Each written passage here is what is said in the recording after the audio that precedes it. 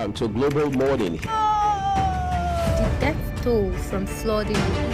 Most time our politicians just bring in policies too, for sure.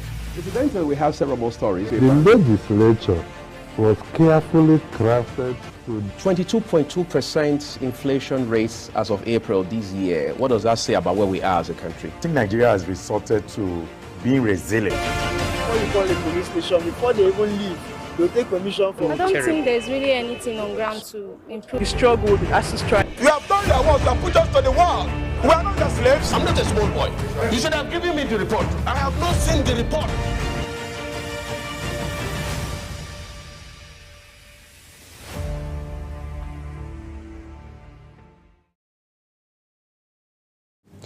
It's another great day, no doubt about that. It's Tuesday, the 18th day in the month of June 2024. I am Uyi Agbofwegbe, especially welcoming you to today's installment of Global Morning. My colleague Queen Agaba will join right in the middle of it, but as always, it's a pleasure knowing that you're with us here on the program. Nigeria as a country is evolving, so also are the citizens of this country, and just makes it even more crucial for us to have conversations about big issues in particular unfolding right in our very faces. And we have several of those issues right now playing out already, but one of the very pivotal ones is the one around the labor conversation. There has been, of course, this issue, tussle, some people call it, between labor and the federal government. We've seen series of meetings, we've seen long, drawn-out dialogue around what should be done going forward, efforts aimed at ensuring that closure is found as quickly as possible, even though that ultimately will also be a short-term approach to it. It's still the public holiday, the last day of it, actually, so workers across this country, most of them who are not on essential duties, are taking time out to relax, lean back a little, unwind, maybe socialize in between and things like that. But we are here. Of course, it's essential for us to be so we can help you navigate big issues, complex issues that are unfolding now with regards to the news. Okay, so Labour has been added to the federal government for a while. We've seen what I would call the one-and-a-half-day strike that happened just about a fortnight ago. Of course, that strike was originally designed to be indefinite, but then something happened in the middle. By the second day, Labour had announced that it had been suspended, not called off. And Labour said this 1 week period during which we have suspended this strike will give us an opportunity to deepen negotiations with all the stakeholders led by the federal government. And then we will meet every day for that 1 week period. Of course, that 1 week period had elapsed exactly a week ago. So it was on that basis some persons had speculated that Labour would embark on strike again by Tuesday morning or midnight last week. But it's 1 week down the line. Labour hasn't called a strike. Labour, as a matter of fact, last week said, look, we are not intending to go back to strike, return to strike anytime soon, because we are waiting for the president, Bola Tinubu, to give his nod to the 250,000 naira minimum wage that we have asked for. But then the president on June 12, Democracy Day, delivered his usual broadcast, and then maybe for want of proper context, it was believed that the president had said he already had an agreement with Labour, that the federal government was already in some understanding with Labour as to what they were going to offer. And that sent the signal that Labour had accepted the 62,000 naira minimum wage that the federal government has put on the table. But fast forward to yesterday, Labour had categorically said, look, we are not interested in 62,000. We never asked for 62,000. It's the federal government that is proposing 62,000. In the middle of all that, the governors, of course, there's the Governors Forum, Nigeria Governors Forum, NGF. The governors there are saying, we can't do more than 57, because that's what, incidentally, the federal government had proposed before they jacked it up by 5,000 to making it 62,000. So there have now been questions around all of these offers and counter offers as to say, look, even if, with a big if, because that's conditional, Labour were to accept the 62,000 naira minimum wage that the federal government is proposing, how do you get the states to the same table? How do you, quote unquote, beat the states to line? Because state is saying we can't do 57. I mean, we can't do past 57.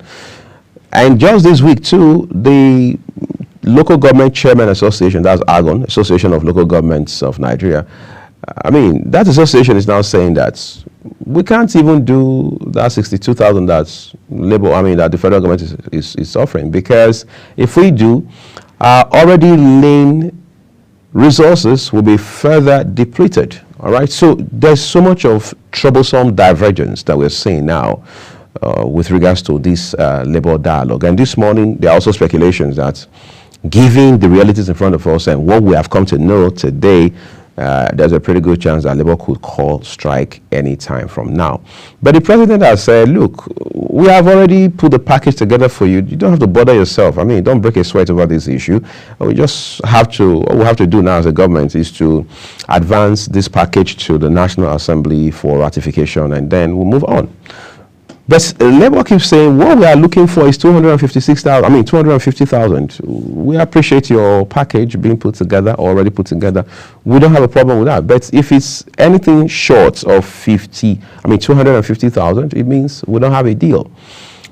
Question going forward is, at what point will Labour and the tripartite committee find some sort of coherence, or if you like, harmony, in such a way that we can say, okay, this is what the government has offered, Labour has accepted, states have accepted, local government chairmen have accepted, and then we can move on with our lives as a nation.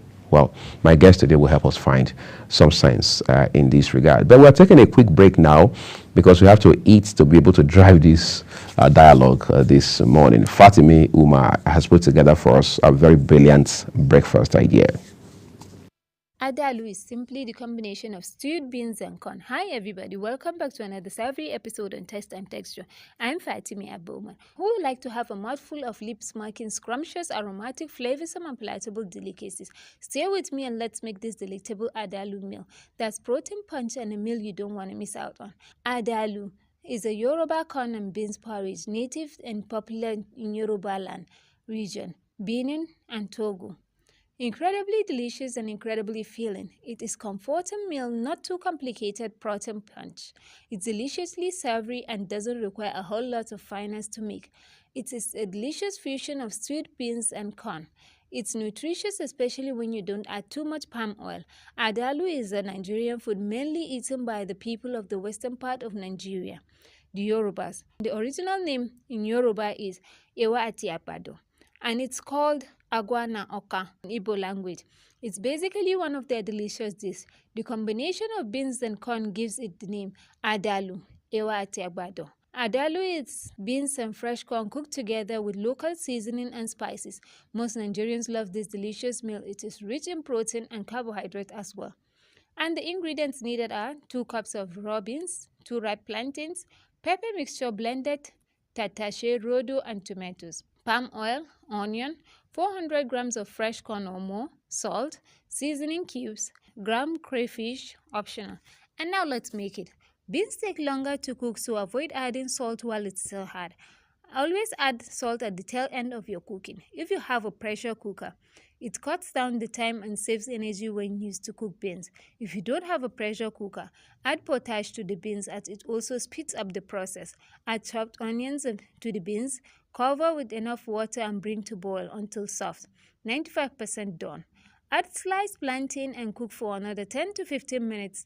Add more water to beans if need be. Place a pan on medium heat. Add the desired amount of palm oil and heat for about 5 minutes. This process is just to get rid of the curdling taste you get from uncooked palm oil. Add palm oil, pepper mix, salt, fresh corn, crayfish, and seasoning to the beans and cook for another 10 to 20 minutes. Till all ingredients are well combined. Stir in between to mash beans and avoid burning. Serve Adalu with gari or any other side dish of your choice. It is delicious and pleasurable to your taste buds. That's it on today's episode of Taste and Texture. See you same time next time for another luscious staple. Bye. Well, I'm just seeing this menu for the first time. I mean, Adalu, as it's called there.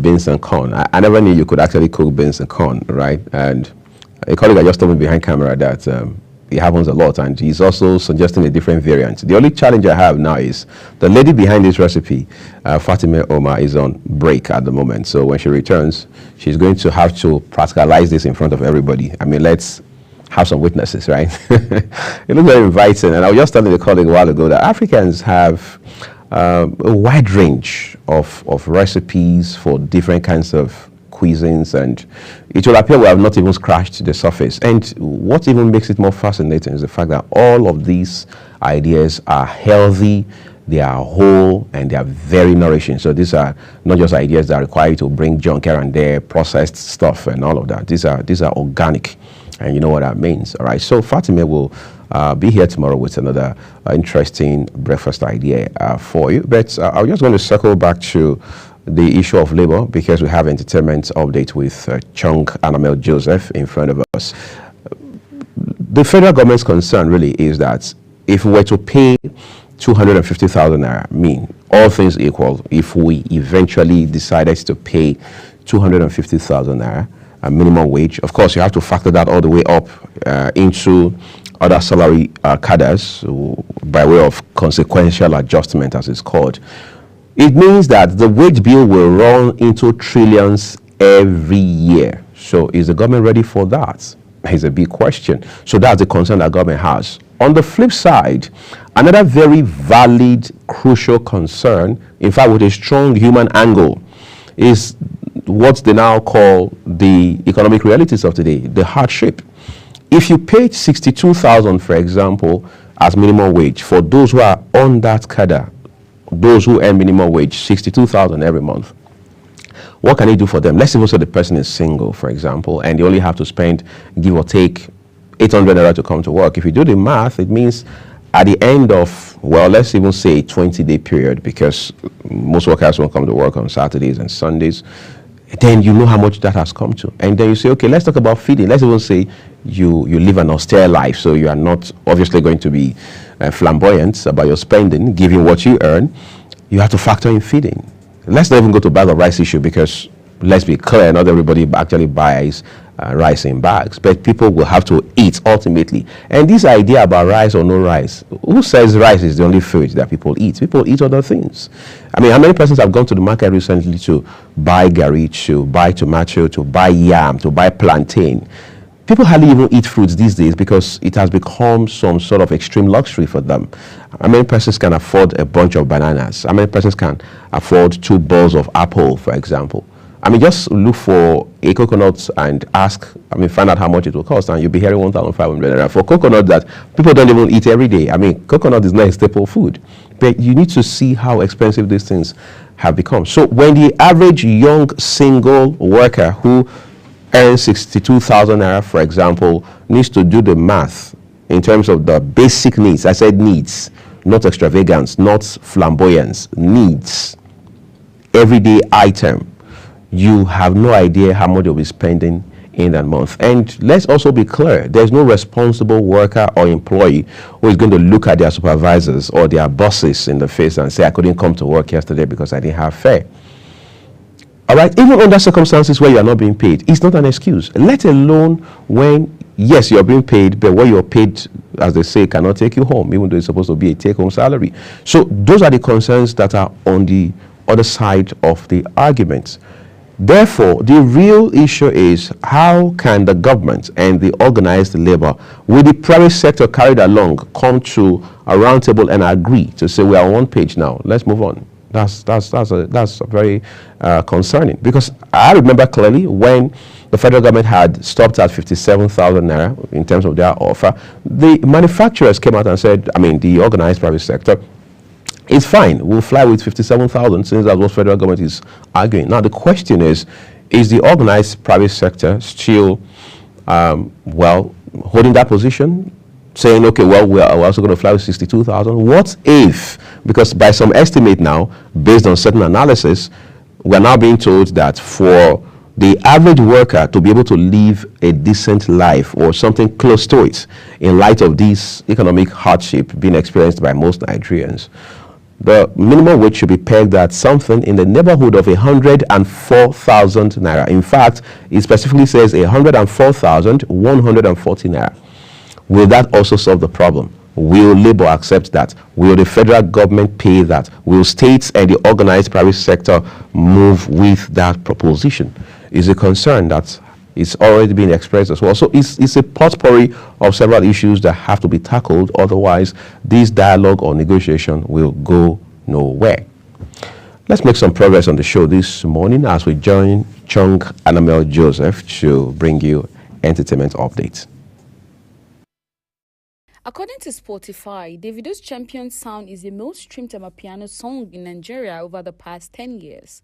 In 2023, the South African dance genre Amapiano hit over 1.4 billion streams on Spotify as the genre continues to achieve global success driven by superstars across Africa.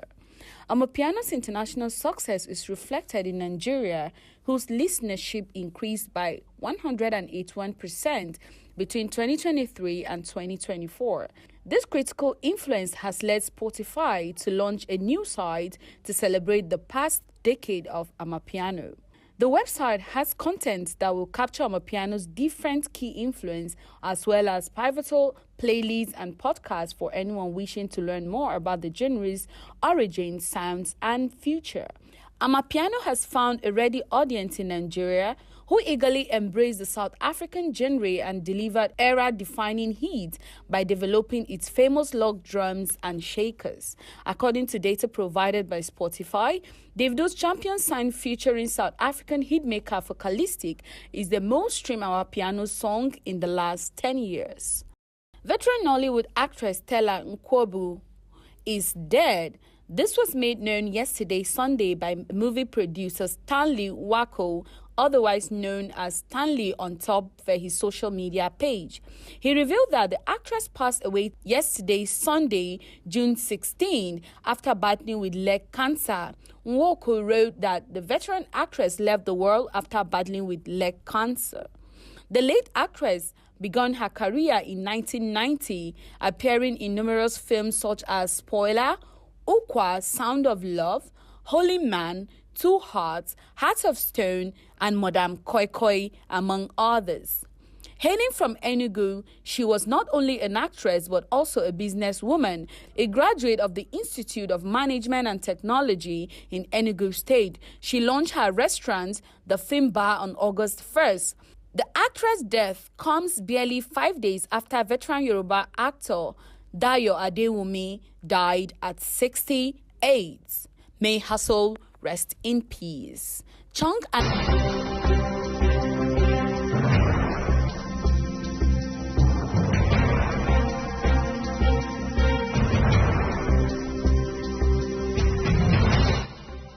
For an insightful idea that takes the center stage and the conversation that gets beyond the headlines, to explore the lasting impact of political decisions, Big Talk got you covered. From policy debates to geopolitical insights, from thought-provoking discussions to actionable insight. What is the real responsibility of government? Big Talk delves deep into the heart of the matter. Join us weekdays on global televisions from 6:30 p.m. for a reverting journey into the heart of politics, where we dissect issues shaping our society. With every government and introduction of new policies, businesses of all kinds and sizes seize the opportunity to evolve and redefine themselves. Business Point on global television is where we follow the money and put the facts and figures right in front of you. Watch Business Point every Monday through Friday at 11 a.m. as Kikelamo Okeri tracks all the latest developments across critical sectors. Business Point, this is business. Are you ready to be entertained like never before? Get ready to dive into the latest and greatest entertainment news in lifestyle, music, movies, birthday celebration, and so much more, all on Entertainment Circle on global television. From the hottest red carpet event to exclusive interviews with your favorite stars, we've got you covered. Stay up to date with the latest trends and news from the entertainment world, all in one place. Tune in every Saturday by 1 p.m. with Chung Anamel Joseph on Global.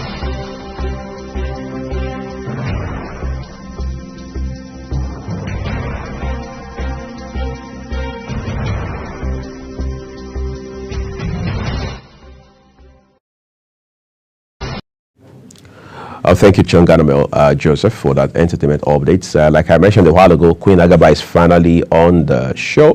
Queen, good to see you. Good to see you, Mr. Lee. It's a beautiful Tuesday morning, and of course, it's public holiday. Yeah, the last day of it. Yeah, the last day of it. And it's interesting to know how much people observe public holiday in Nigeria. Right. Except for few essential workers who, like us, who have to be at work. This morning when I was getting to work, the roads were empty, literally empty. You could count for obvious reasons. For obvious reasons, because it's public holiday. It's interesting. Sometimes I wish, we could observe public holidays, but we have to be on your screens, keeping you updated on what and all is happening. And so far, I think it's necessary that we go out into the streets and ask people how I think it's something that we should bring in the course of the day. How the public holiday, how they're observing it, despite the increase in prices and all of the other factors affecting the public holiday. I totally agree, because I also observed that this morning, public holiday and all of that. But what also gave me concern was the story that, given the developments now, Labour will likely call a strike again, because it will appear there's no forward movement with the negotiations and all of that. So federal government on the one hand is saying we have 62,000 naira to offer you. Labour is saying we are sticking with 250,000. Meanwhile, local government chairman are saying that we can't even pay the 62,000. My goodness. You see, so it becomes a one step forward, four steps backward situation. All right, so that's a concern, because tomorrow everybody goes back to work officially, generally speaking. But will we have resolved the what they call imbroglio, all right, with regards to the minimum wage dialogue and things like that? Of course, that's a big conversation on the show this morning, but it just reminds us of how that we also need to look beyond just paying wages. Is the public service sound? Is it robust? Is it efficient? Because you see, we may say, well, it's public service, and you know what we say about government work in Nigeria, you don't put it on your head, you put it on your shoulder. That's what grown-ups around me said back in the day, and you still see that culture till today. Even if government were to pay, let's say, 10,000 as minimum wage, does the government, do Nigerians get commensurate value for that which they are paying? Let's not also forget that in the middle of all of these swiller balu around pay this, pay that, civil servants are sent on trainings time and again. Sometimes those trainings are even organized and facilitated by private sector entities. You have no idea how much those trainings cost. We have seen situations, for example, where civil servants are scheduled for a training. Somebody high up comes and says, well, this training is supposed to cost 350,000 for each of you participants, and we have 30 of you already lined up. Would you rather just have 200,000 in your bank account and forget the training? And you know what the average Nigerian will do.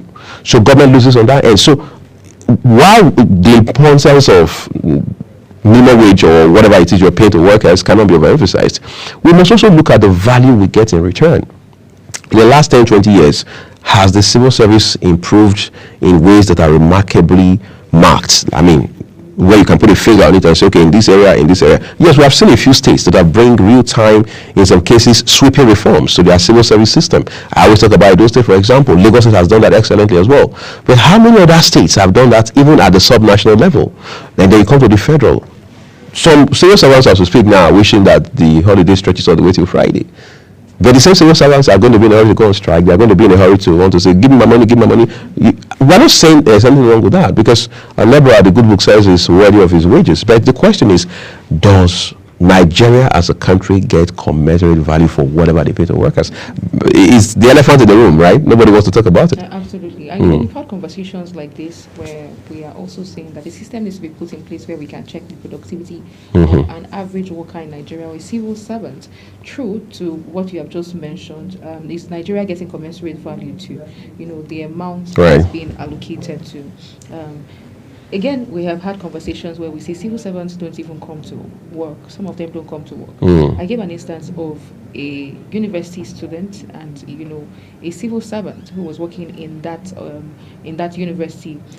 this was to the detriment of this girl's academic career and, exams and furthering of her academics, because she has been going to this office time and time again, and then the person, whoever it is that needs to be there, has not been there for obvious reasons. And then we call for strike for universities, and we're talking about unpaid salaries, but you don't attend lectures, or you're not in your office as to when, so you don't give commensurate value for what you're being. You're cheating the government. Yes, this is the question. It's a big question, and we need answers to these questions as well. We're also talking about a system that needs to be in place to check the productivity of the civil servants. We can't say that enough, Queen. But then one thing we can do at this point is to say, let's take a quick break, because this conversation is not ending anytime soon, at least not this morning, certainly. All right. We're going to bring you the Global AM News shortly, and after that, we'll put our conversations on the road. Don't forget, we have a paper review for you in the course of the program this morning.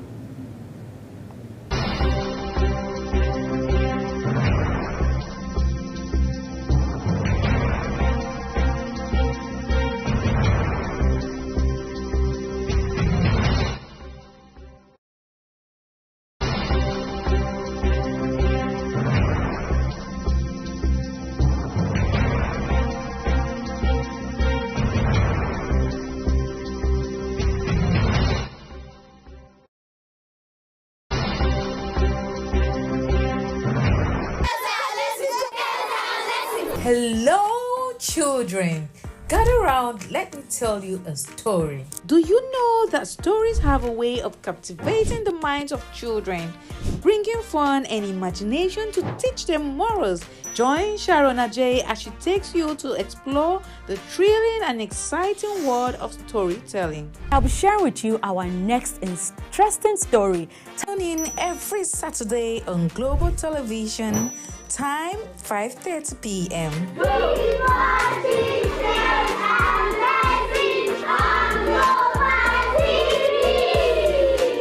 For an insightful idea that takes the center stage and the conversation that gets beyond the headlines, to explore the lasting impact of political decisions, Big Talk got you covered. From policy debates to geopolitical insights, from thought-provoking discussions to actionable insight. What is the real responsibility of government? Big Talk delves deep into the heart of the matter. Join us weekdays on Global Televisions from 6:30 p.m. for a reverting journey into the heart of politics, where we dissect issues shaping our society. Get a shot in, squares it, into the back. It's time for sports' biggest moments on Global Television. The headlines, scores, breaking news, and commentaries on sporty events. Talking with the biggest players, strikers, and about the slam dunks and goals, stunning saves, near misses, and upsets. Let's talk about the greatest home runs, comebacks, knockdowns, and victories. Talk sports with the king of sports, Anthony Momadou. Weekdays, 10 a.m. Don't miss out. Beautiful work from the wingers. Are you ready to be entertained like never before? Get ready to dive into the latest and greatest entertainment news in lifestyle, music, movies, birthday celebration, and so much more, all on Entertainment Circle on Global Television. From the hottest red carpet event to exclusive interviews with your favorite stars, we've got you covered. Stay up to date with the latest trends and news from the entertainment world, all in one place. Tune in every Saturday by 1 p.m. with Chung Annabelle Joseph on Global Television. Time check. It's midday. Then it's Midday Discourse. Midday Discourse is a program that covers trending local and international news, current issues, and human-related topics. Join Samuel Odi weekdays 1 p.m. on Global Television. The discussion starts here. Is the desk on Global Television? Nigeria. Come join Anthony Momadou on television's most compelling and facts-finding talk live show. We are the Palestinians. We are the Canaan.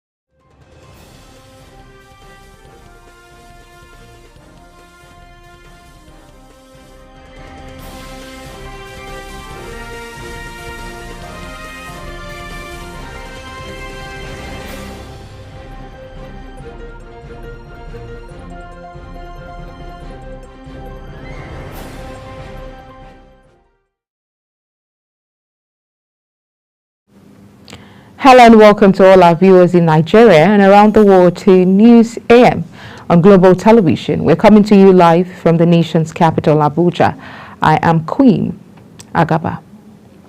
The presidency has insisted that the 250,000 naira minimum wage clamor by organized labor is unsustainable, warning that the federal government cannot channel all its resources to meet such a demand.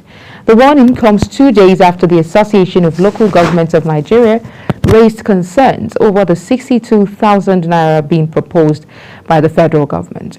The Association of Local Government of Nigeria had said if approved, the wage may put a strain on the council's financial burden.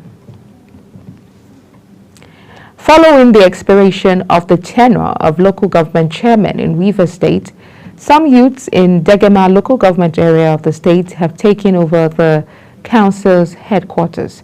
This came as local government chairmen in the state under the aegis of the Association of Local Government of Nigeria have vowed to remain in office, citing the local government amendment law by the Martin Amayewule-led 27 House of Assembly members empowering them to extend their tenure by 6 months.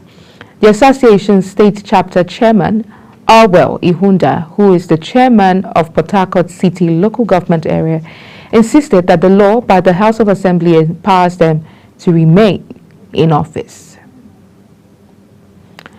The Nigerian Air Force has confirmed deaths of over 80 terrorists and 45 motorcycles burnt in airstrikes conducted at Gidankare village in Rowan Godiya ward of Faskare local government area of Katsina State.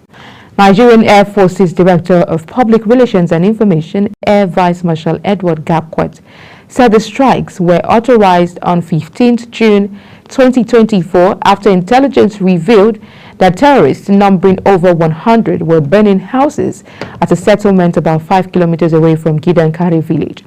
Gapquet said further intelligence received after the strike also revealed that the terrorists were closely linked with notorious terrorist kingpin Yusuf Yellow and his close associate Rabe Imani.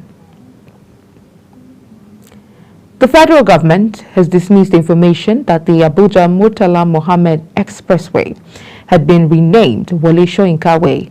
The federal government, in a statement signed by the media aide to the Minister of Information and National Orientation, Rabiu Ibrahim, clarified that the renaming of the expressway was never considered by the current administration. The confusion stems from a recent event on June 4, 2024, when President Bola Tinubu inaugurated a new road in the Federal Capital Territory. The federal government has said the United Arab Emirates will soon lift the visa ban imposed on Nigerian travelers. Minister of Aviation Festus Keyamo said this during a 44-minute interview with the Senior Special Assistant to President Bola Tinubu Otega Ogra.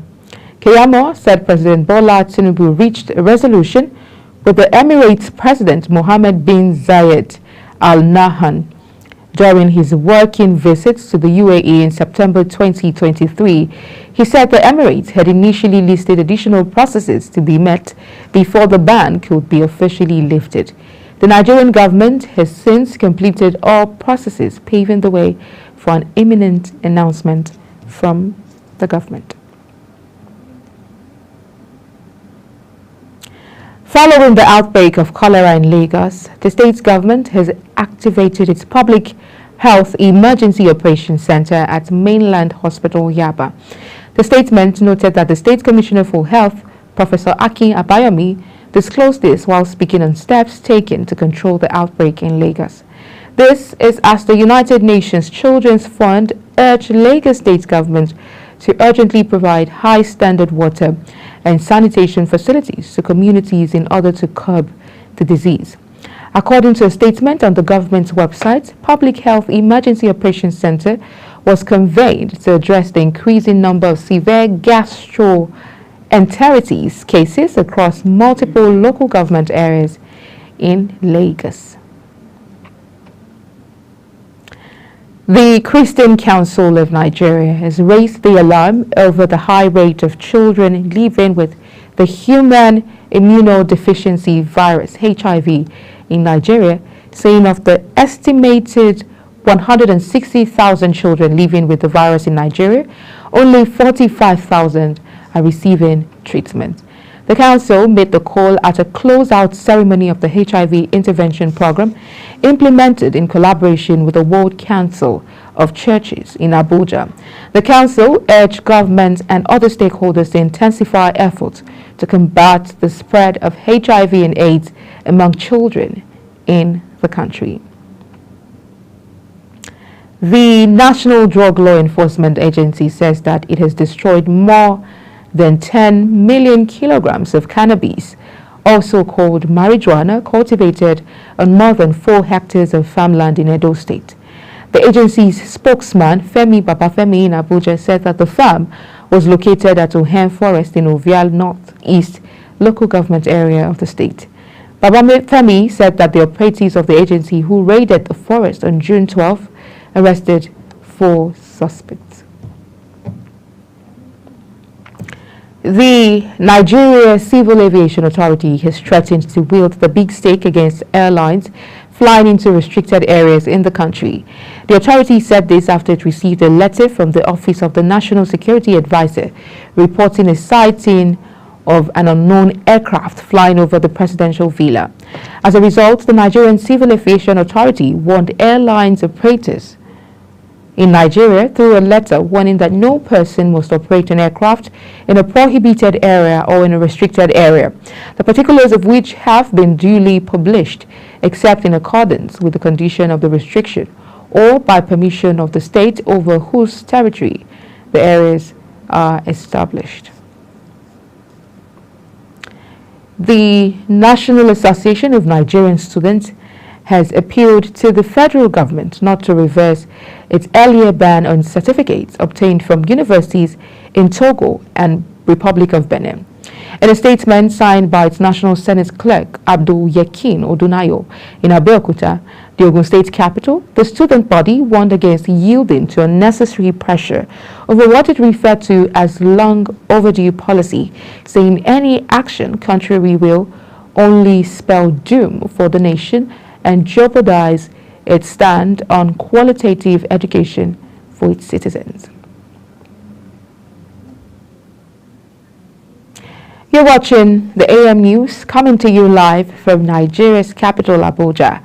We're on Star Times, channel 276. Kindly follow us on all social media platforms using @Global TV NG and other handles now showing on your screen.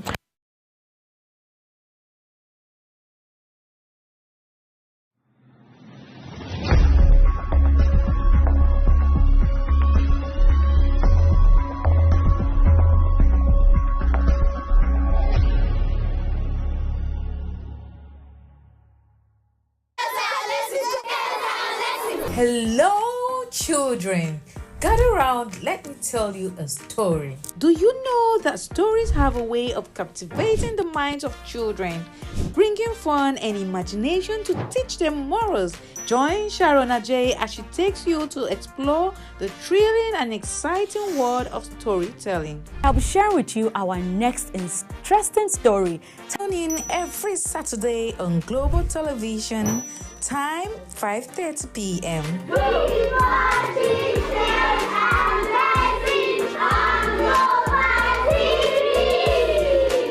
For an insightful idea that takes the center stage and the conversation that gets beyond the headlines, to explore the lasting impact of political decisions, Big Talk got you covered. From policy debates to geopolitical insights, from thought-provoking discussions to actionable insight. What is the real responsibility of government? Big Talk delves deep into the heart of the matter. Join us weekdays on global televisions from 6:30 p.m. for a reverting journey into the heart of politics, where we dissect issues shaping our society. Get a shot in, squares it into the back. It's time for sports' biggest moments on global television. The headlines, scores, breaking news, and commentaries on sporty events. Talking with the biggest players, strikers, and about the slam dunks and goals, stunning saves, near misses, and upsets. Let's talk about the greatest home runs, comebacks, knockdowns, and victories. Talk sports with the king of sports, Anthony Momodu. Weekdays, 10 a.m. Don't miss out. Beautiful work from the wingers.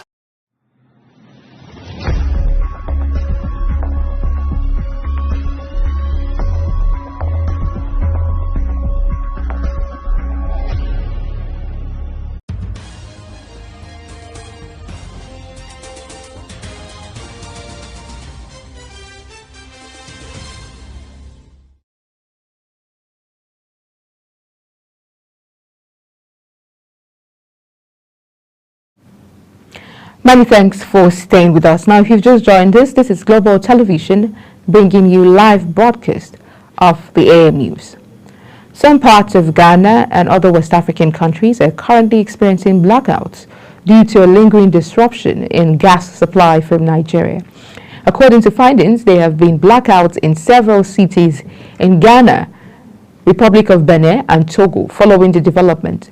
The West African Gas Pipeline Company Limited in Accra, Ghana, had on Wednesday announced it was experiencing a drop in gas volumes available for transportation. In a statement, West African Pipeline Company says one of its gas producers in Nigeria was carrying out some maintenance works. As a result, the gas producer was said to have shut its facility for 3 weeks maintenance work.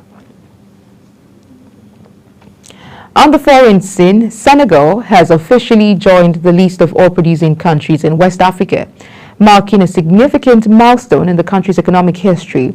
Last week, the country began producing oil for the first time with the Sangomar Deepwater project aiming to produce 100,000 barrels of oil per day. President Bassirou Diomaye Faye assured the nation that profits from the sale of the country's oil and gas will be well managed.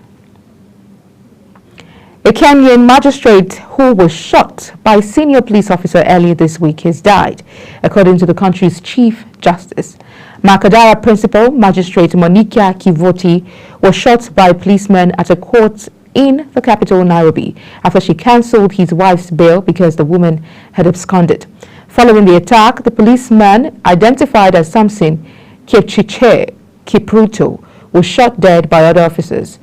According to Tuko, the magistrate had revoked Kipruto's wife, Jennifer Walrimu's bond, who had been charged with obtaining 2.9 cash million illegally for failing to appear in court. The African Union has condemned massacres in the east of the Democratic Republic of Congo that killed 150 people in June. African Union Commission Chief Moussa Faki Mahamat says he had learned with dismay of the increasing massacres of innocent civilians by the Allied Democratic Forces, ADF, in Beni and Lubero in North Kivu province. Mahamat encouraged Congolese authorities in collaboration with the countries of the region to intensify their efforts to curb the spread of the terrorist threat in the Great Lakes region. France is planning to reduce its military presence in West and Central Africa to around 600 troops, in line with President Emmanuel Macron's plans to limit the French military footprint in the region. In February 2023, Macron announced what he referred to as a noticeable reduction of French troop presence in Africa, as anti-French sentiment is running high in some former colonies, and countries like Russia are vying for greater influence. According to a plan under discussion with African partners, France is planning to drastically reduce its so-called pre-positioned forces in Africa. The Saudi Ministry of Hajj and Umrah has stopped pilgrims from proceeding to the Jamarat Bridge for the ritual of throwing stones from 11 a.m. to 4 p.m. due to extreme heat. Saudi Deputy Minister of Hajj, Dr. Abdul Fattah bin Suleiman, issued the directive in a statement in Mina, Mecca, Saudi Arabia. Suleiman stated that the measures became necessary to ensure the well-being of pilgrims amidst high temperatures and to prevent heat stress.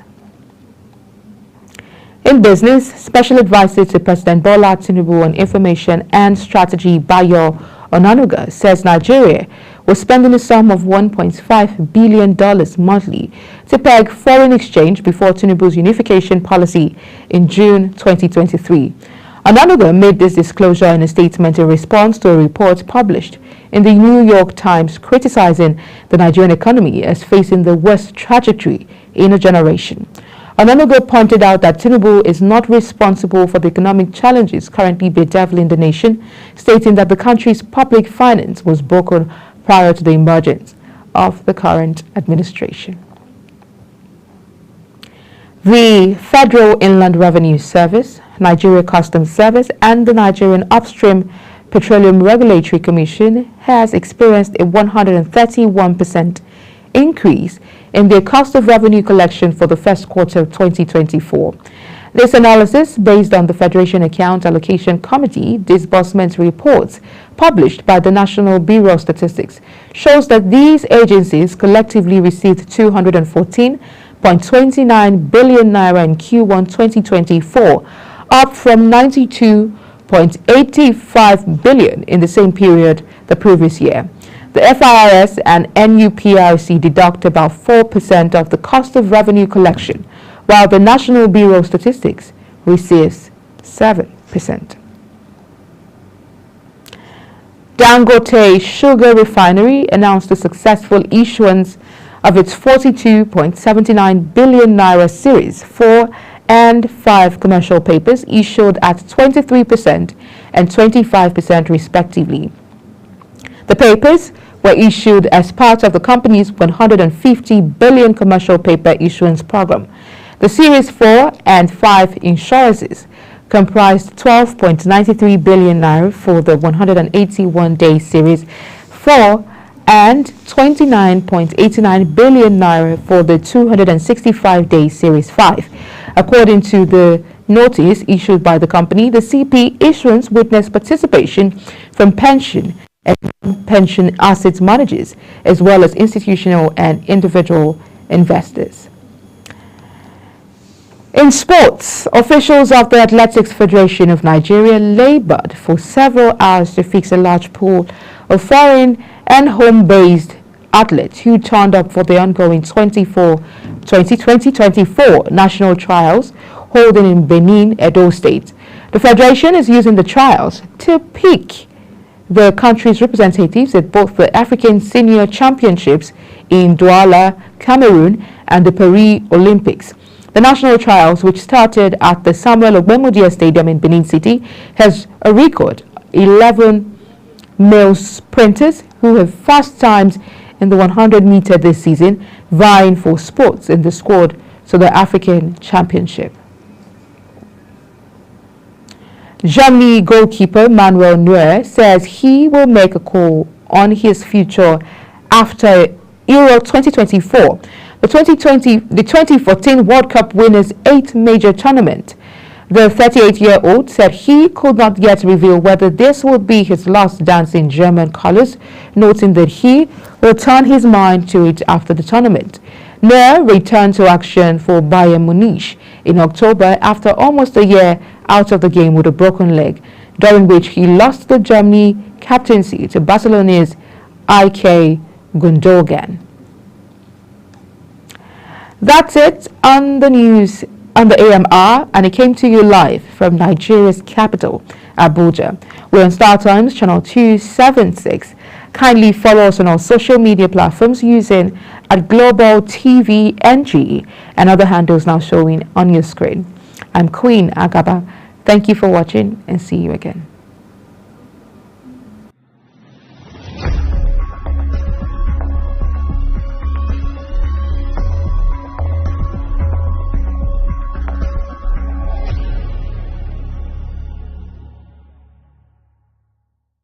Are you ready to be entertained like never before? Get ready to dive into the latest and greatest entertainment news in lifestyle, music, movies, birthday celebration, and so much more. All on Entertainment Circle on Global Television. From the hottest red carpet event to exclusive interviews with your favorite stars, we've got you covered. Stay up to date with the latest trends and news from the entertainment world, all in one place. Tune in every Saturday by 1 p.m. with Chung Annabelle Joseph on Global Television. Time check. It's midday. Then it's Midday Discourse. Midday Discourse is a program that covers trending local and international news, current issues, and human-related topics. Join Samuel Odi weekdays 1 p.m. on Global Television. The discussion starts here. Is the desk on Global Television? Nigeria. Come join Anthony Momadou on television's most compelling and facts-finding talk live show. We are the Palestinians. We are the Canaan because that this country gets it right. It's the Dex on Global Television, where we analyze and dissect storming issues and commentaries in the world's biggest black nation, Nigeria. Who is being held accountable for this money? The eyes have it. We stay and decide policies and reforms on the Dex. Tune in Mondays to Fridays, 5 p.m. to 6 p.m. on Global Television. Let's stay on the Dex. Are you a food lover? Do you care about your health and nutrition? Are you interested in exploring the diverse culinary traditions from around the world? Then look no further. Introducing Lunch Global on Global Television, a show that takes you on a delicious journey through the world of food, nutrition, and diet. So, whether you're a seasoned foodie, a health enthusiast, or simply curious about the world of food, Lunch Global has something for everyone. Tune in Mondays to Fridays and let your taste bud take you on a journey of flavor, culture, and discovery on Lunch Global. Bon appetit!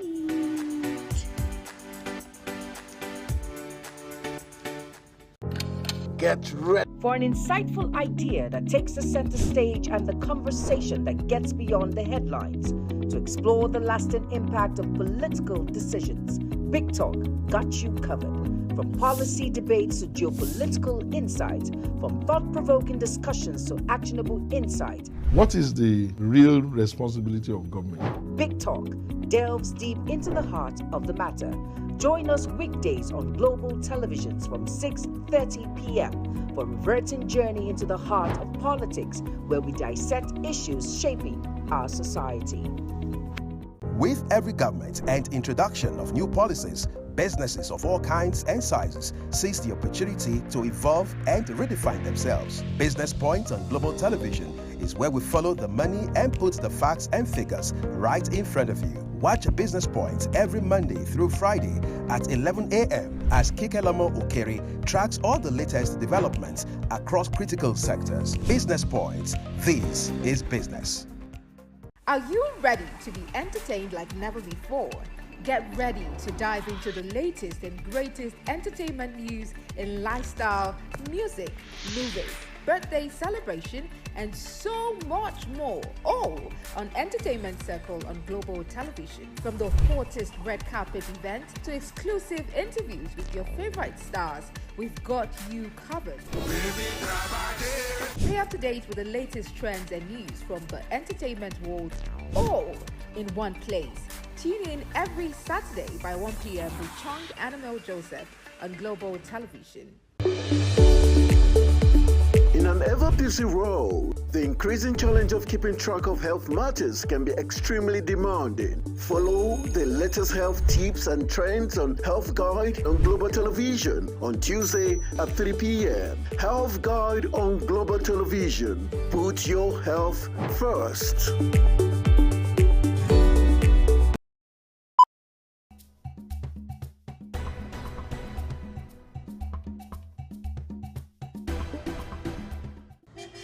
An apparently peaceful traffic situation can turn into a nightmarish experience with the activities.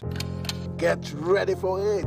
Inside Today brings you issues relating to family, Peer pressure, drugs, substance abuse, societal and topical issues making rounds.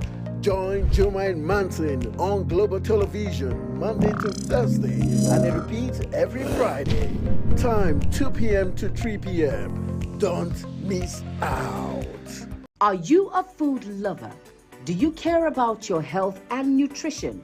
Are you interested in exploring the diverse culinary traditions from around the world? Then look no further. Introducing Lunch Global on Global Television, the show that takes you on a delicious journey through the world of food, nutrition, and diet. So, whether you're a seasoned foodie, a health enthusiast, or simply curious about the world of food, Lunch Global has something for everyone. Tune in Mondays to Fridays and let your taste bud take you on a journey of flavor, culture, and discovery on Lunch Global. Bon appetit!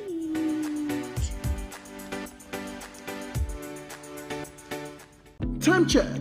It's midday. Then it's Midday Discourse. Midday Discourse is a program that covers trending local and international news, current issues, and human-related topics. Join Samuel Odi weekdays 1 p.m. on Global Television. The discussion starts here. It's time for sports' biggest moments on Global Television. The headlines, scores, breaking news, and commentaries on sporty events. Talking with the biggest players, strikers, and about the slam dunks and goals, stunning saves, near misses, and upsets. Let's talk about the greatest home runs, comebacks, knockdowns, and victories. Talk sports with the king of sports, Anthony Momadou. Weekdays, 10 a.m. Don't miss out.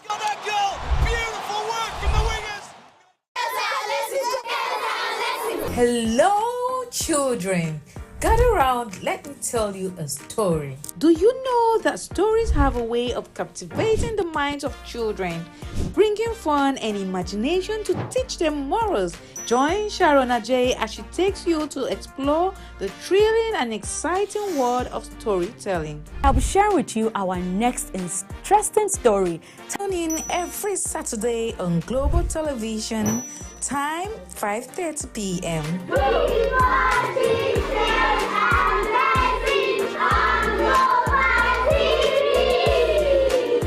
Is the desk on Global Television? Nigeria. Come join Anthony Momadou on television's most compelling and facts-finding talk live show.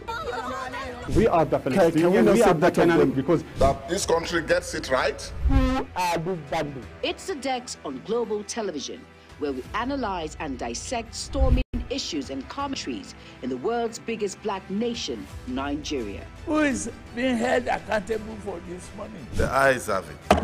We stay and decide policies and reforms on the Dex. Tune in Mondays to Fridays, 5 p.m. to 6 p.m. on Global Television.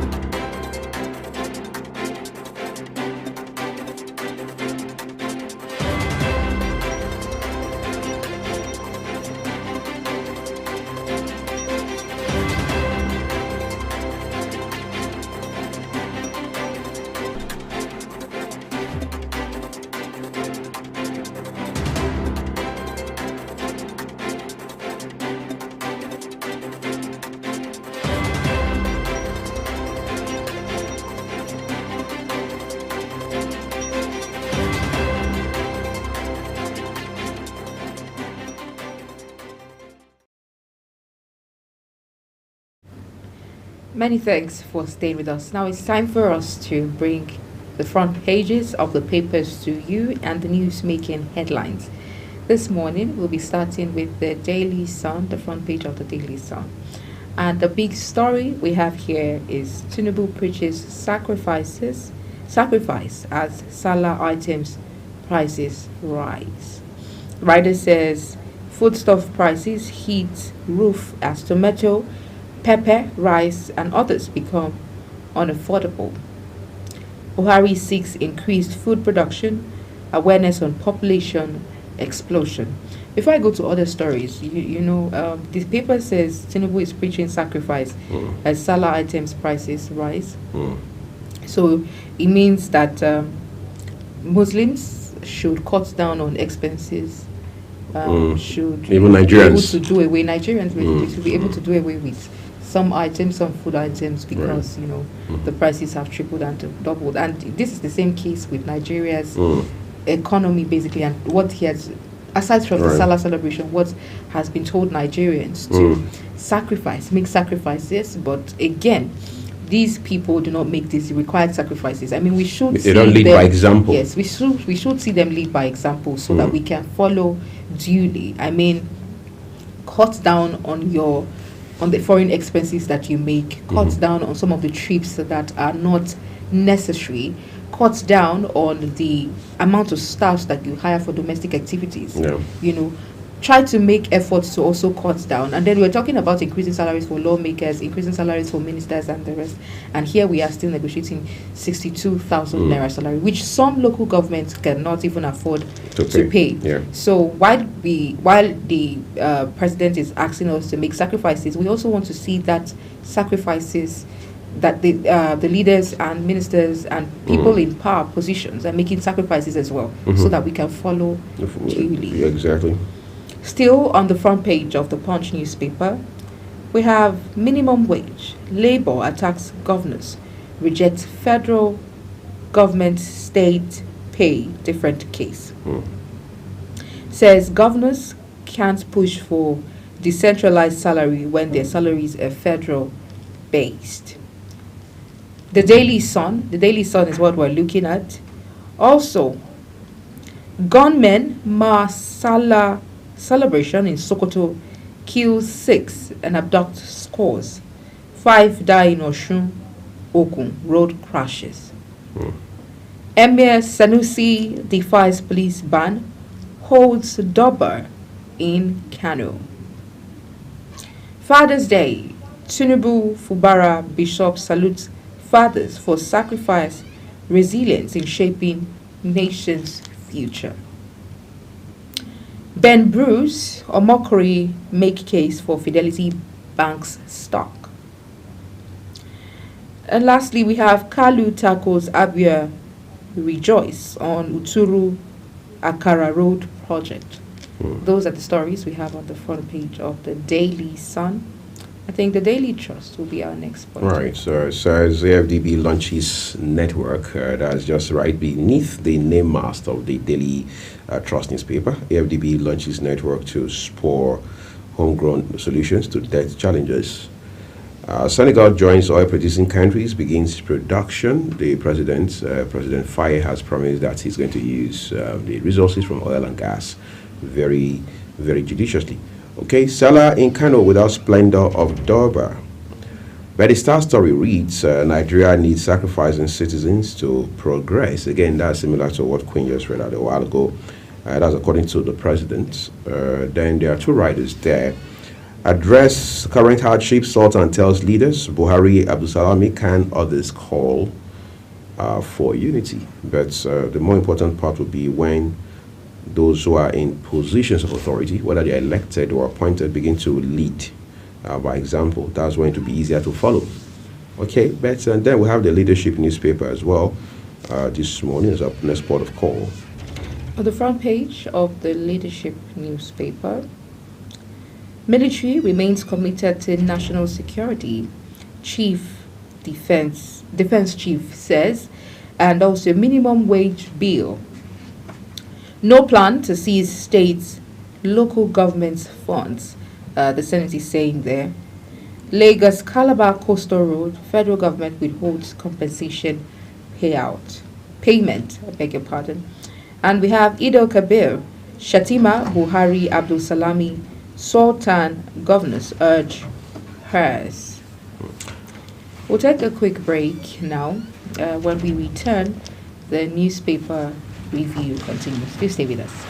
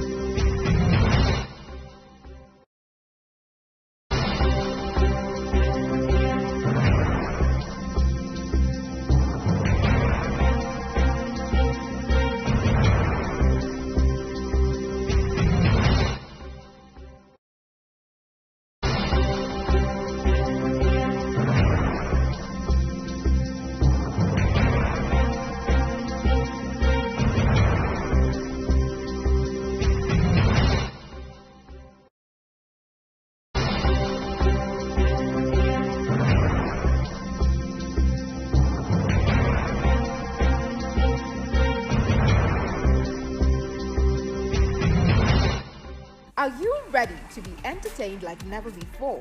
Get ready to dive into the latest and greatest entertainment news in lifestyle, music, movies, birthday celebration, and so much more. All on Entertainment Circle on Global Television. From the hottest red carpet event to exclusive interviews with your favorite stars, we've got you covered. Stay up to date with the latest trends and news from the entertainment world, all in one place. Tune in every Saturday by 1 p.m. with Chung Animal Joseph on Global Television.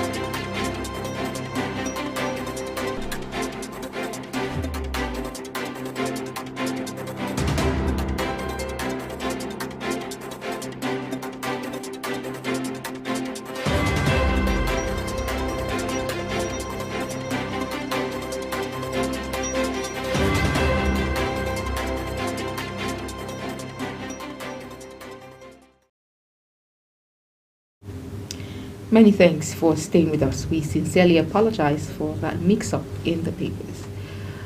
The Daily Trust newspaper is what we will now be focusing on. On the front page of the Daily Trust newspaper, we have lead by example. Nigerians reply Tinubu. This is obviously on the issue of sacrifice that was, he made mention of. He was urging Nigerians yesterday to make sacrifices as food prices and everything has increased. Right. And then Nigerians are replying and saying, lead by example. This is what we've just talked about. Let us see it reflect in the government so that Nigerians can as well follow suit. Tinubu didn't replace Murtala Mohammed Way with Soyinka, according to federal government. Daura Katina holds Salah Doba. These are the stories on the front page of Daily Trust newspaper. So we turn to Tribune now, right? All right, we have the Tribune newspaper for you this morning. Above the name mast of, the Nigerian Tribune, there's a picture of Minister of Finance, who doubles as Minister of, Coordinating Minister of the Economy there, Wale Edu. It says, cholera, Nigeria must, that one says, Nigeria's inflation ranks highest among African countries in May. That's according to some research, but you can read up details for yourself when you pick up today's issue of the Nigerian Tribune. Cholera, Nigeria must prevent spread to schools, UNICEF. Once more, cholera strain in Lagos, highly contagious, but cases now declining. That's according to Lagos State government. And then another headline here has a picture of the president. A board appointment, APC members rejects Abia nominees, writes Tinubu with a rider that says, say only two belong to party. Okay, so again, party interest is, it takes precedence. All right, we have the big story for you on the front page of the Tribune. Tension in Rivers over control of LG cancels as tenure of chairman expires, with one writer there saying youth storm LGA secretariats, ask chairman to vacate office, as on page 4. Police warn troublemakers. If you look to the left side of the front page of the Nigerian Tribune this morning, Obasanjo visits Tinubu's wife in Lagos, Ripe's push for elections of president, NAS State Assembly same day. Details are with you on page 5 for that story. Algon seeks 4-year tenure for local government officials. This conversation is as old as the local government councils themselves. Hoodlums attack Plateau board officials, burn houses, same vehicles. Obi kicks against proposed purchase of presidential aircraft. And one writer here says government's plan to buy new jets demonstrates extreme insensitivity to citizens' struggles. Nigerian pilgrim dies of heat stroke on Arafat's day. That one came yesterday, that there was going to be a pause for some hours with regards to the stone throwing ritual. As a result of heat. Yes, the heat wave. But now Nigerian government is even advising pilgrims, especially those the Nigerian contingents, to say, on no account should you flout the rules and regulations set out by the Saudi authorities, because if everybody had complied and adhered, this probably would have been averted, right? All right, Queen has the Guardian newspaper for us. Yes, on the front page of the Guardian newspaper, the big story there says, anxiety as 200% hike. Scarcity hits hospitals, essential drug market. 200% hike, scarcity hits hospitals and essential drug market. Cost of revenue collection gulps 214.29 billion naira in Q1 2024. Students' loan application, surmounting analog database, shady admission hurdles, and others. Stakeholders fume over federal government's plan to develop new deep sea ports. Hajj, 19 die, others missing as heat wave forces Saudi Arabia to reschedule stoning rites. Lukman Abdul Razak, others scored Tinubu's administration on economy promises. Air Force confirms killing 100 terrorists in Katsina raid. Youth occupy Rivers Council Secretariat as 21 chairmen vow to return to office. These are the stories we have on the front page of The Guardian. You will bring us the leadership. The leadership newspaper, right. We begin with the star story, as I'd like to call it, on the front page of the leadership newspaper. Says, inadequate infrastructure, Nigeria fails to stop 1.4 trillion naira loss to medical tourism. Two writers accompany that headline.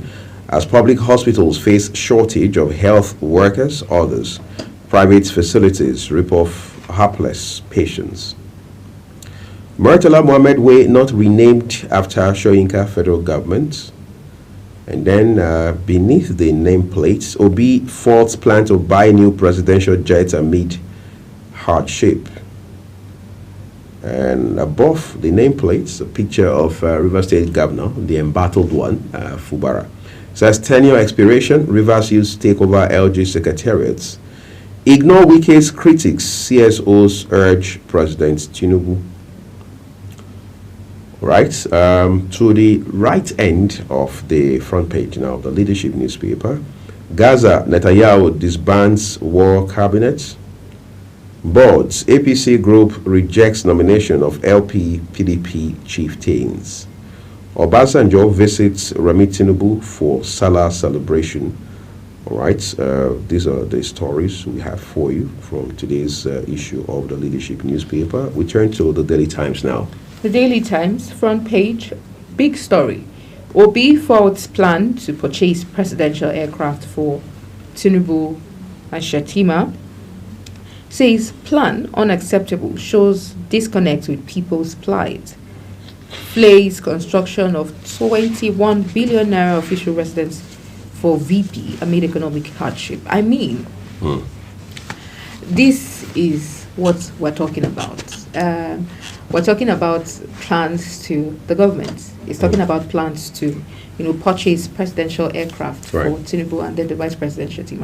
And also, there was also a 21 billion naira official residence that was newly commissioned for the vice president. These figures, it shows that there's a disconnect from the presidency, the government, and the plight of the people. I mean, yesterday, the president was talking about us making sacrifices as the prices of essential commodities have skyrocketed, that we should make sacrifices. Nigerians, I cannot overemphasize, Nigerians have had to make sacrifices from the time of President Muhammadu Buhari's administration up till now. We've had to make different sacrifices. Talk about food, talk about cost of transportation, talk about our, even down to essentials, we've had to make compromises. But here again, we have a government or a presidency that says make sacrifices, but we're talking about presidential aircraft at this point in time that is costing billions. And we're talking about the president's the vice president's residence that was commissioned newly. Talking about millions as well. And so at what point do we say that these people are in touch with the people's plight, with the plight of Nigerians? Because from all indications, you are not doing as you say. It's a case of do as I say, don't do as I do. I mean, we cannot even afford to, if we want to say, we do not, at the point where we are, we cannot afford not to make sacrifices, because that is what it is. This is what literally what it is. If we go to the market, prices of food items, essentials, basic have skyrocketed, but the income, our wages have not increased. We still earn same salaries. And so we're at the point where we cannot afford not to make sacrifices. So it's not like we can and we're not wanting to make sacrifices. We cannot because of the situation. And literally, a lot of Nigerians are handicapped. But we have a president who says, you have to make sacrifices. Obviously, we have to. But they don't make sacrifices. We have a vice president who's just commissioned his official residence at this point in time. You already have a residence. Why commission another at this point in time, costing you, up to 21 billion naira. You know, there was a time, Queen, when a particular state in the south was complaining about financial, paucity of funds. Yes, that was the term at the time. Issues around paying workers, issues around starting new projects, continuing existing ones, it was just a compound situation. But then you will see the governor flying helicopter every now and then between that state and Abuja, between that state and Lagos, traveling abroad and things like that. So it's a no-brainer that a father can't tell the family that we don't have money for food items, but the man has money to go out, hang out with his friends, drink. Literally. He has a side chick. Literally. All right, and then you come back home, and your wife knows this, your children know this, even your neighbors have an idea about this. So how do you strike a balance? How do you share? How do you have that conversation with any right-thinking person? It's the same thing when you expand the conversation to governance and government. You say the country is in a bad place, economically speaking, socially speaking. You say the country needs a lot of money. You say the prices of oil have dropped in the international market. You say Nigeria is not pumping as much oil, crude today as it used to. You say there has been recession, which adversely impacted the economy. You say COVID-19 came here and depleted the small resources that we have, and so on and so forth. But we can't match that presentation you're making with the lifestyle of your cabinet members and even yours as well. So it must be such that we can't afford to even cut our coat according to our size now. It has to be according to our cloth. That is if we have a fabric at all. That's deep. That's deep. I think this just sums up everything, right? Because our sizes, let me explain to our viewer. Right. Because our sizes, we all have sizes, but the situation of the economy now would not make us be able to cut, our cloth according to our sizes. But the fabric that's given to us, this is what it is now. Right. This is what Nigeria has given to us. We are forced to make do with what we have, and not because we want to or because it's our size or our feet, but because of what we have. And that's the situation we found ourselves. This is an honest appeal because we see Nigerians are not dummies. We see you make these moves. We see you spend billions of nairas on frivolities, I beg your pardon. And then you ask us to make sacrifices. Yeah. And let me reiterate, we are not making sacrifices because we want to make sacrifices. We're making sacrifices because this is the point we are. We have no option. Right. So can you do as you say, exactly, and not just do because we have to take the next paper. I think that will be This Day newspaper. Right, we have This Day newspaper for you now. Let's start with a big story on the front page of This Day newspaper. It says Rivers LG's crisis crackdown looms, armed group vows to sack council chairman. I'm tempted to say it hasn't come to that, but you can't be sure with politicians and politics. But then that headline has three riders here.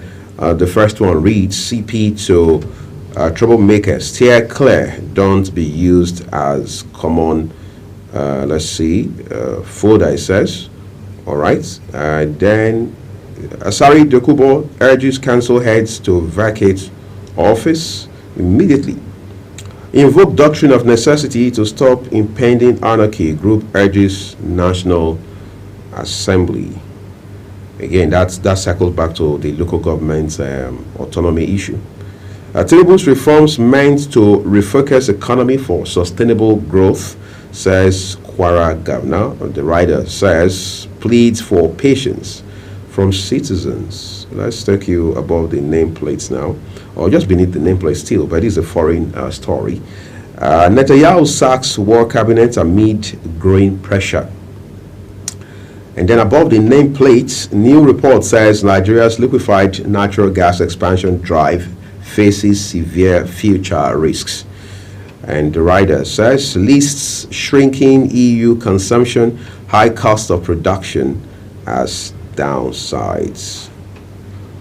All right, that's all the headlines we can bring to you from This Day newspaper today. The New Telegraph is what we'll take a look at now.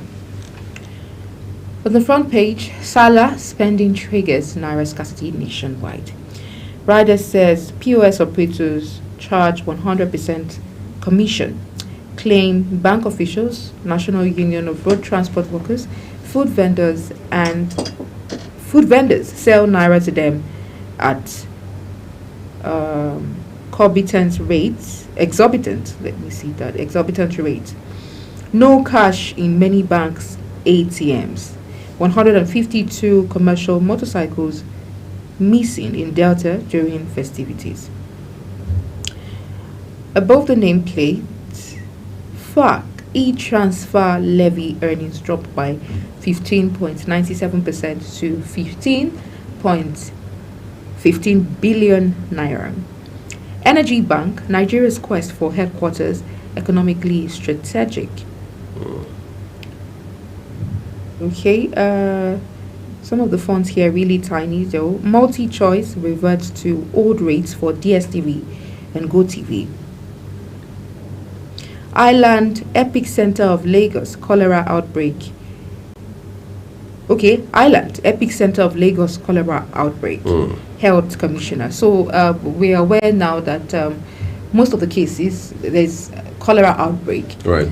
And most of the cases in Lagos, particularly in Lagos, but most of the cases are predominantly from the island in Lagos Island. And so I think that should be where the investigation should begin from. Like I said yesterday, it could be that there's a manufacturing company somewhere that must have been contaminated somehow. Right. So investigation should be made, particularly in the aspect of water, because the island, if you're familiar with the island, you find out that they have an issue with water. Most people who live in Lagos Island complain of, you'd see videos of them putting on their tap and you see musky water, dirty water, literally. So they have to buy water in tanks. They have to buy water in sachets. Some of them even have their baths with sachet water. So the island basically have issues with good water. They don't have good clean water. So they have tankers bring water to them in their tanks. So I wonder why a highbrow area like the island will have such, a case with good water. They don't have water. So it could be that as a result, there should be maybe a company somewhere that manufactures. I beg your pardon. So critical examination should be paid to that area as quickly as possible. As quickly as possible, since it's just been established by the health commissioner that the island is the epic center. So also we have I am lonely. Otu tells APC leaders in South. Nigeria will soon appreciate what Tinubu is doing to resuscitate economy. We hope so. Military airstrikes kills over 80 terrorists in Katsina, according to the Nigerian Air Force. And then again, ASU rejects new varsity governing councils. Those are the stories we have on the front page of the New Telegraph. Okay, so let's move now to the Nation newspaper. On the front page of the Nation newspaper, it says about the nameplates. Says Fubara replaces 23 Rivers Council bosses. Yeah, that has happened already. With a rider there saying, Governor directs civil servants to take charge. All right. Argon canvasses. Okay. Tinubu for Ramaphosa's second term inauguration. Argon canvasses 4-year tenure for cancelled ESCOs. All right. That's also just above the nameplates of today's Nation newspaper. Emir crisis. Presidency dismisses Kwankwaso's Kano alarm. With a rider there, 3 riders actually, as governor alleges state of emergency plots. Police warn against Boeing Sanusi security beef up around main palace. Of course, we understand was low-key Salah in Kano, which is not, which has never been the case, obviously because of the Emirates tussle in that great state. All right, let's turn to the Punch with Queen. On the front page of the Punch, we have a story: cholera spread, fear of school outbreak rises as pupils resume. Lagos Emergency Committee meets. UNICEF experts urge sanitation in schools. I can understand the fear as school is about to resume, because it spreads faster with children. Right. More especially children schools where these sanitation rules have not been enforced, and even at that, because of how children play and how they, go about their activities. So parents will have to exercise caution and teach their children proper sanitation, not to eat anyhow, and to constantly wash their hands. Import duty. Federal government summons 80 private jet owners over operating papers. Senate to receive 2024 supplementary budget, July. 137 federal institutions subscribed to student loan, according to NEL Fund. Salah, National Assembly leaders visit Tinubu, pledge support. Presidency, Obi clash over new presidential jet. 3-year-old boy missing during Salah celebration in Lagos. Lastly, abducted MD, others still in captivity as rescue efforts continue. Some news report is saying that the families of those Lebanese, including the MD who have been abducted, are actually rebuffing police intervention. I want to know what that means. Maybe the point being made is that they rather want to initiate negotiations with the kidnappers themselves directly without the police interference. Well, we don't have all those details, but let's quickly look at the Vanguard newspaper for you this morning, everyone. All right, the big story says Nigerians struggle as high drug prices fuel health crisis. That's on the Vanguard newspaper. That story is accompanied by several writers there. On the left end of the Vanguard this morning, kidnap families of Lebanese nationals rebuff police intervention.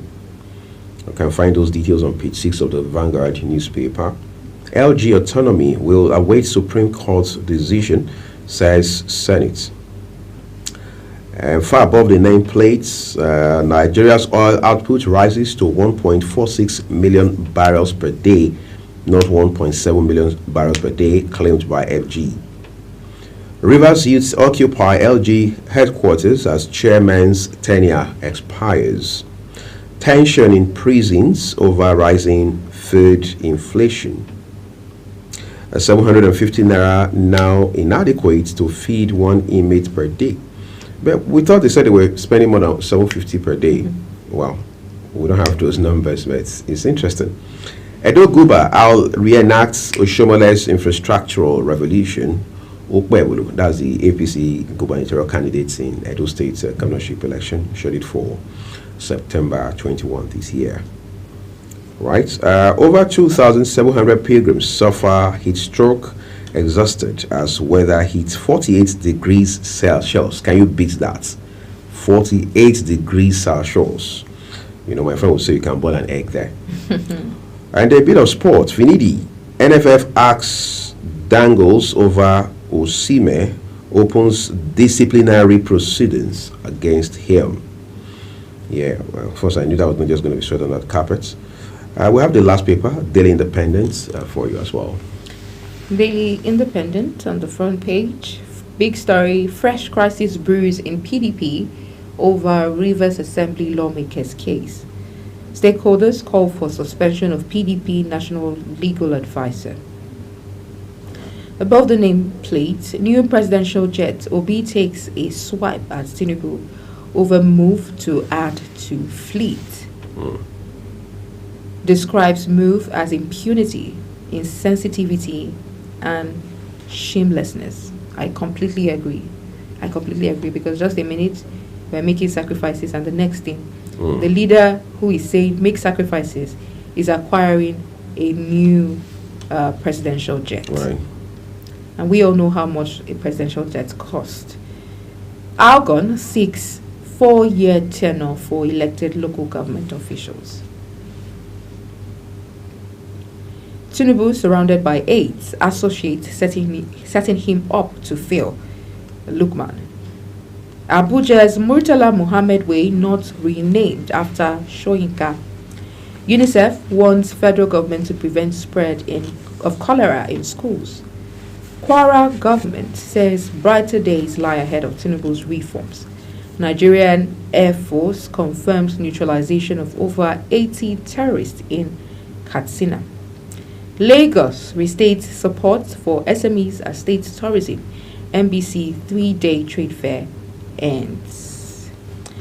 Also, we have tenure dispute. Tension as youth. Police take over Rivers Council's secretariat. Police threaten troublemakers, assure on citizen safety. Go home, your tenure has ended, Asari tells local government chairman. Tinubu to attend Ramaphosa's inauguration. That's all we have on the front page of the Daily Independent. And this brings us to the end of the newspaper review this morning. We'll take a quick break, and when we return, we'll have conversations on topical issues. Please stay with us. We'll be right back.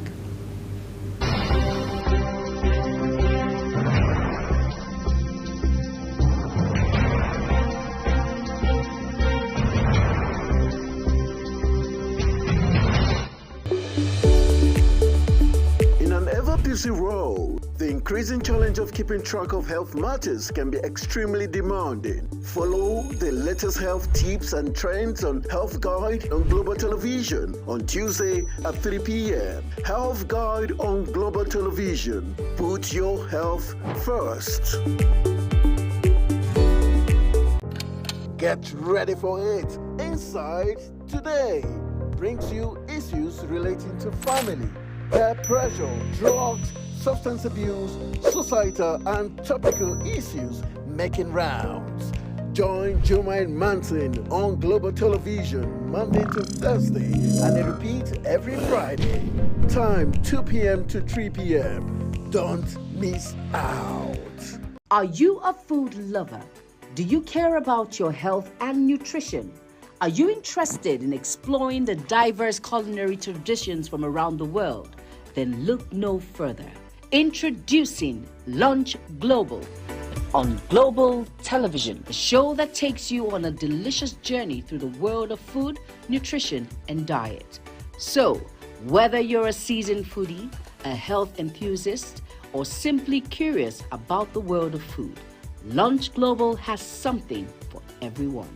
Tune in Mondays to Fridays and let your taste bud take you on a journey of flavor, culture, and discovery on Lunch Global.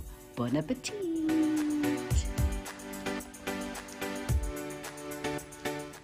Time check. It's midday. Then it's Midday Discourse. Midday Discourse is a program that covers trending local and international news, current issues, and human-related topics. Join Samuel Odi weekdays 1 p.m. on Global Television. The discussion starts here. It's time for sports' biggest moments on Global Television. The headlines, scores, breaking news, and commentaries on sporty events. Talking with the biggest players, strikers, and about the slam dunks and goals, stunning saves, near misses, and upsets. Let's talk about the greatest home runs, comebacks, knockdowns, and victories. Talk sports with the king of sports, Anthony Momodu. Weekdays, 10 a.m. Don't miss out.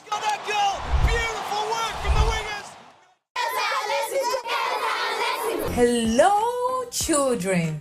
Gather around, let me tell you a story. Do you know that stories have a way of captivating the minds of children, bringing fun and imagination to teach them morals? Join Sharon Ajay as she takes you to explore the thrilling and exciting world of storytelling. I'll be sharing with you our next interesting story. Tune in every Saturday on Global Television, time 5:30 p.m.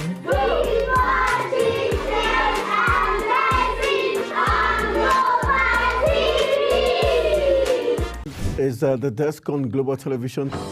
Nigeria. Come join Anthony Momodu on television's most compelling and facts-finding talk live show. We are the Palestinians. Because that this country gets it right.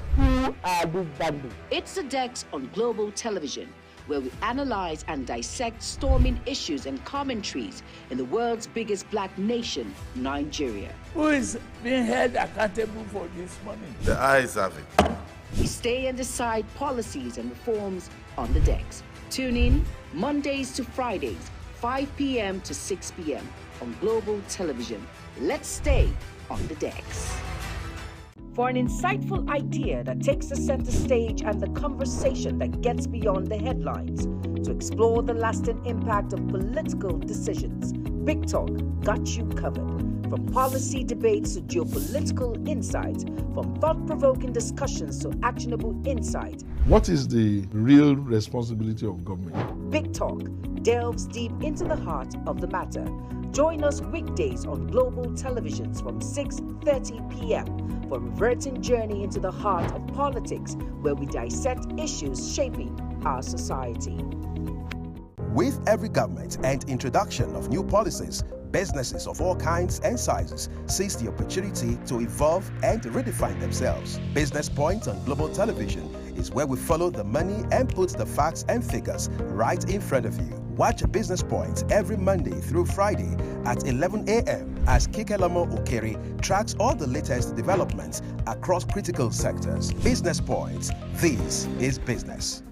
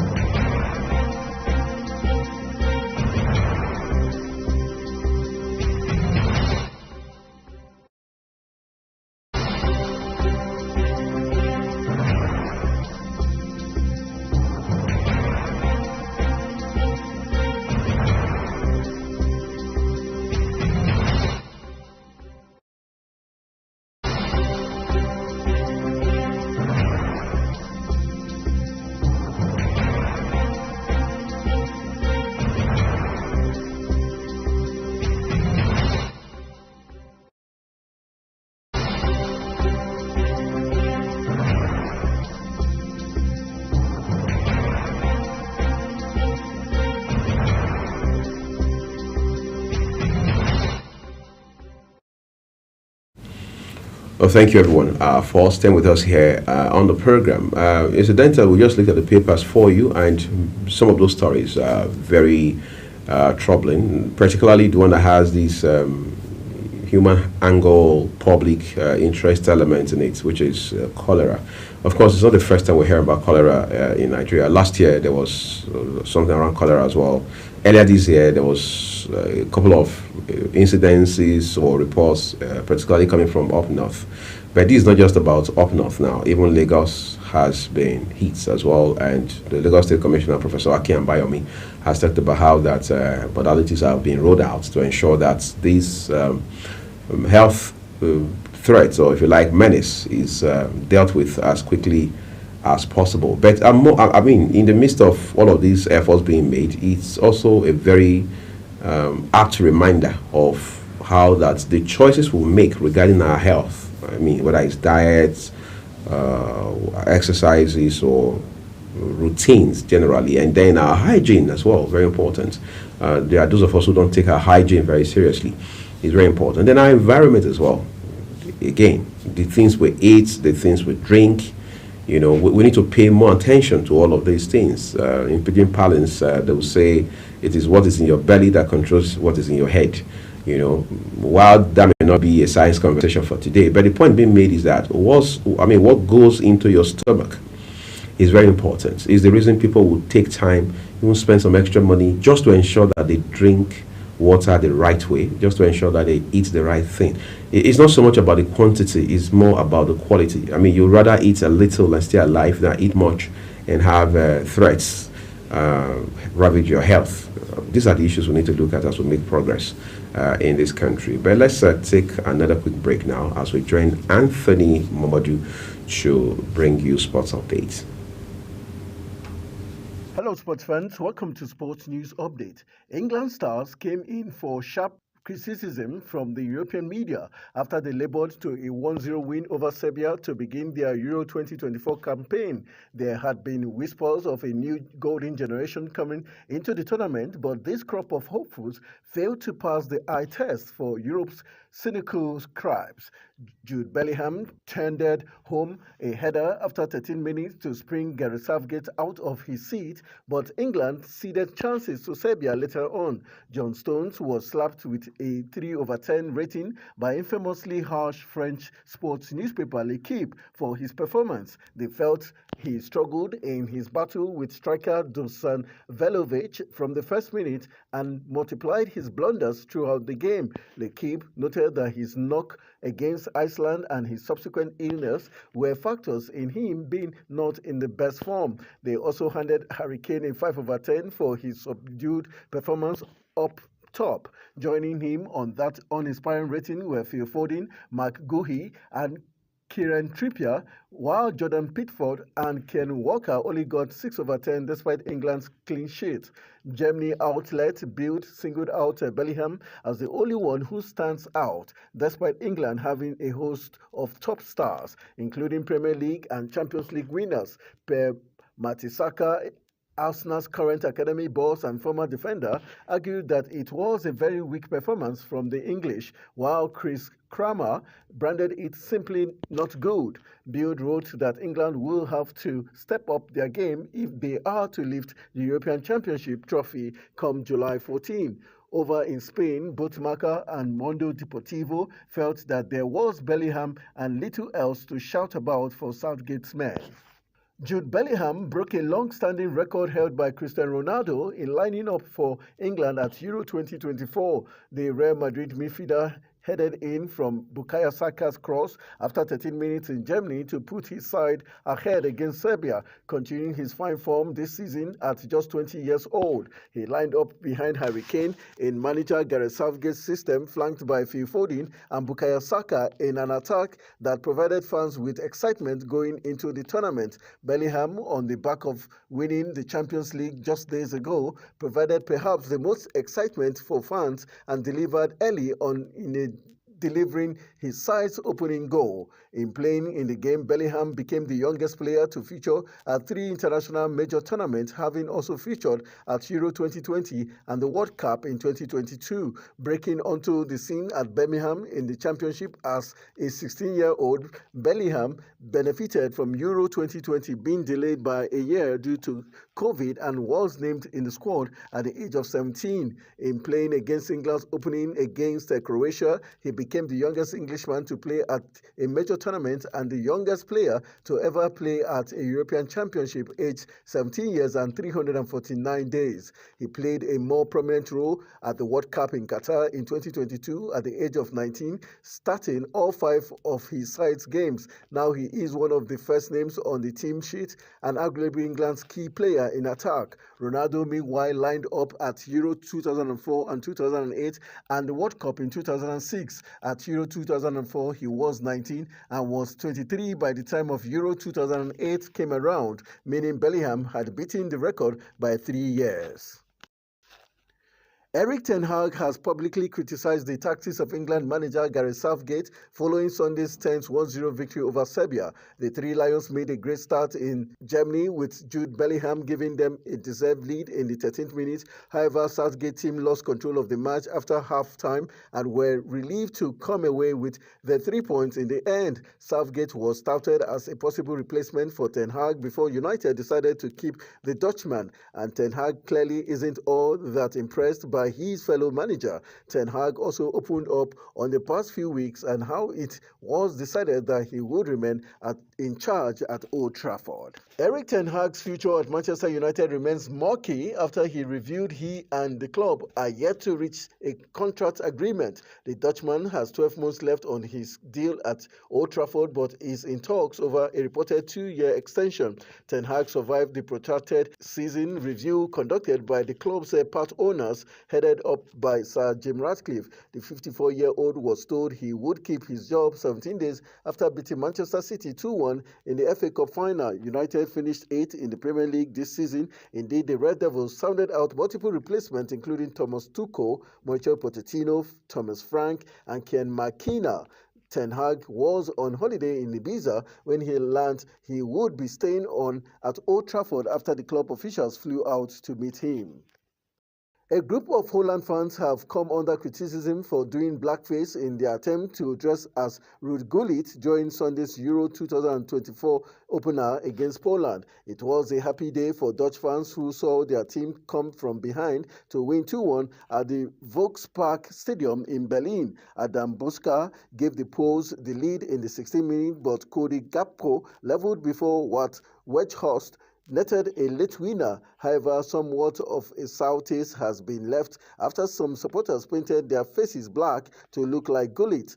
Blackface is a historical practice that dates back 200 years. It is seen as a racist and many people find it deeply offensive. And that's how we call it a wrap on the Sports News Update. I am Anthony Momodu. Thank you, everyone, for staying with us. Thank you, Anthony Mamodu, for that wrap of Sports Update there. Remember, at 10 a.m. Nigerian time today, you can watch Anthony Mamodu on Talk Sports, where he brings you cross points of sporting events in Nigeria and across the world, so you don't want to miss that for anything. But then, the conversation around topical issues in this country continues right here. On global television. Just a while ago, I was talking about cholera and the challenge it poses for this country at this point. And just before the break, I was going to mention how that this cholera outbreak in particular is also a reminder of how that we need to do more in terms of how we respond to outbreaks, public health issues. We're seeing Ebola, for example. Incidentally, it's already 10 years now. I mean, that was in 2014. Of course, Nigeria dealt with that very excellently.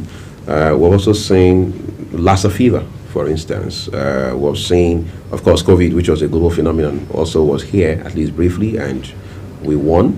What else have we seen? We've seen cholera now. Cholera has been sort of recurrent. We've seen measles, for instance. So it is one outbreak after another. But it's also very important to ask the question of whether or not we get adequately prepared for these outbreaks, especially in light of where we are as a country in terms of health sector. I mean, look at federal medical centers, for example. Are they well equipped? Do they have adequate hands? Do they have the right hands? Look at teaching hospitals. You can also ask the same questions. Look at general, or what some states call central hospitals. It's pretty much the same situation. And then you want to add to that the layer of the fact that you now have the Japa syndrome driving health professionals out of this country in droves. Not just doctors, but across the spectrum, the entire health sector spectrum. Doctors, medical lab scientists, nurses, and all of those other professionals who bring in value on different levels within the healthcare sector. And just as I was saying to you a while ago behind camera, I think it's a shame that a country would be begging doctors and other health professionals to not leave the country. I mean, does that really work? Because they have the right to travel, they have the right to practice anywhere they want. And the premise for that plea you're making to them is simply the fact that Nigeria trained them. True. Nigeria trained them how? Well, Nigeria did train them because they attend school here. Nigeria did train them. So it's only fair that they stay back and contribute to. But if you check it, most of the people leaving the country, most of them are doctors who have practiced for well over 10 years. Although we still have cases of people who just graduated from medical school who have practiced for less than a year and wanting to travel. This is because they've seen the trajectory of how doctors have been treated over time. They've seen all that has happened, and so they don't want that to be their fate. Right. I mean, why waste that amount of time, amount of years here in a future that is not for them maybe sustainable? Because we still have cases just a few months back, medical practitioners were threatening to go on strike. I mean, they went on a strike, if I'm not mistaken. This is over issues of unpaid salaries, dividends. They're asking for better working conditions, systems that would be beneficial to these practicing doctors and professionals that we're talking about. So it is a shame, quite frankly, that doctors are still begging to be paid. These are essential workers. Right. They're still begging to be paid their salaries. They're still begging for better working conditions. Most of the doctors most of these hospitals are understaffed, and the staff, the few hands that they have, are overworked. You see a doctor work from shift to shift. This is because there are no hands on. So nobody wants to continue in such a, and so they're clamoring for a better climb where they know that their contributions are recognized, they're treated fairly, they have HMOs, their future is secure. Right. And because today again we're talking about the president. I don't know why I still have to refer back to that, because it's insane that you have a government that tells you to do this and they're doing the opposite. You have a government that tells you to spend wisely, to make sacrifices, and we see them. I don't know what they think of Nigerians. If every Nigerian is a 2-year-old who still doesn't know what is happening or what the father is doing. Even as a child, even as a 2-year-old, there are certain things that a 2-year-old will see and laugh at. I think what is happening now is laughable, because you say Nigerians make sacrifices, but you're acquiring yet another private jet, a presidential jet worth billions of naira. How? Make it make sense. So this is it. It's quite sad that if now the long-term effect or the adverse effect of this would be that we have a disease, not another pandemic. I don't want to say another pandemic like this, and we don't have hands to be able to help us mitigate the adverse effect of this cholera outbreak. We have outbreaks, but prior to that, you would agree with me that when Nigerians leave, Nigerian practitioners, medical doctors, when they leave the country, they go out there and they're the best hands you can ever find. That's right. We have a neurosurgeon who was, I think, given an award or something like that for the best neurosurgeon in the US. There are about medical practitioners who are doing so well. But when they leave, they're clamoring for a better condition. Let life be meaningful for medical practitioners, for doctors, nurses, specialists, so that they can thrive and do exploits. What is the essence of having brain drain, like having so much brain and then they're leaving the country to go elsewhere and better that climb, so do right by them. This money that was invested in a private jet just yet, when we know that we don't necessarily need one for the president. Right. It could have been invested in the private sector, in the health sector, particularly because we're seeing outbreak of diseases like this, like cholera now, and other diseases. Facilities, we need equipment in hospitals. Have you ever heard of people talking about federal hospitals, medical centers, federal medical centers, the state at which they are in? No beds. Sometimes the people do not necessarily die as a result of the sicknesses or illnesses that have brought them to those hospitals. They die because of lack of facilities. Imagine somebody in pain, that is ill, that is sick, having to lie on the floor because all of the beds are occupied, or because there are no beds in the hospital or no facilities. Something as essential as oxygen, blood, just this. It's sad to see that people have to die because of these very little things that could have been put in place. And then you have a president that is buying another private jet and commissioning houses worth billions of naira, and then we're still negotiating 62,000 naira for minimum wage. Yeah, it's interesting. Our priorities have not been set right for a very long time. I mean, when this country took Queen, when former president's wife, Aisha Buhari, came out and told Nigerians that even the hospital at the villa didn't have items as basic as syringes. It was as interesting as that. Things like analgesics. Didn't have the basics. They didn't have, right? So, I mean, this is the president's wife coming out to say it. It was not a leaked audio. It was out there in the public. Everybody saw it and all of that. Why you may say, well, that happened a few years ago. But the question is, was it not indicative of how messy the health sector has been for several decades, and nobody seemed to care? And you're wondering if anybody still does care up until this point, because we don't take this thing seriously. Go back to the basics. What is our budgetary line for health every year, even for the current 2024 fiscal year. What is it? What are we going to do for 2025? You know, even when you say, okay, yes, you're budgeting X, Y, Z, how much do you eventually release? Who takes accountability? Who takes charge of the spending of these funds as they come in? It's very important. All right. Instead, what do you find? You're finding politics around who becomes the CMD of a teaching hospital or FMC somewhere, who becomes the D's and that, who becomes the DG of NHIS, who becomes this, who becomes that, who becomes the DGs of all of those agencies and parastatals tied to the Federal Ministry of Health. But in the interim, nobody's asking, what exactly are we doing with HIV/AIDS? How are we attending to malaria? Do we always have to go cap in hand to international donors? Must we wait until Bill Gates and, Bill and Melinda Gates Foundation comes to give us money before we can fight malaria? Whereas the man is not fighting malaria in the US, but he's coming here to give monies to Nigerians and indeed Africans to fight malaria. Can we even account for those monies? I remember very well, I was much younger. There was a year he came to this country and he gave $15 million just for malaria, to combat malaria, some sort of rollback malaria initiative. Yes, exactly. Then you had the likes of late Professor Oshoti May as the DG of NACA and all of that.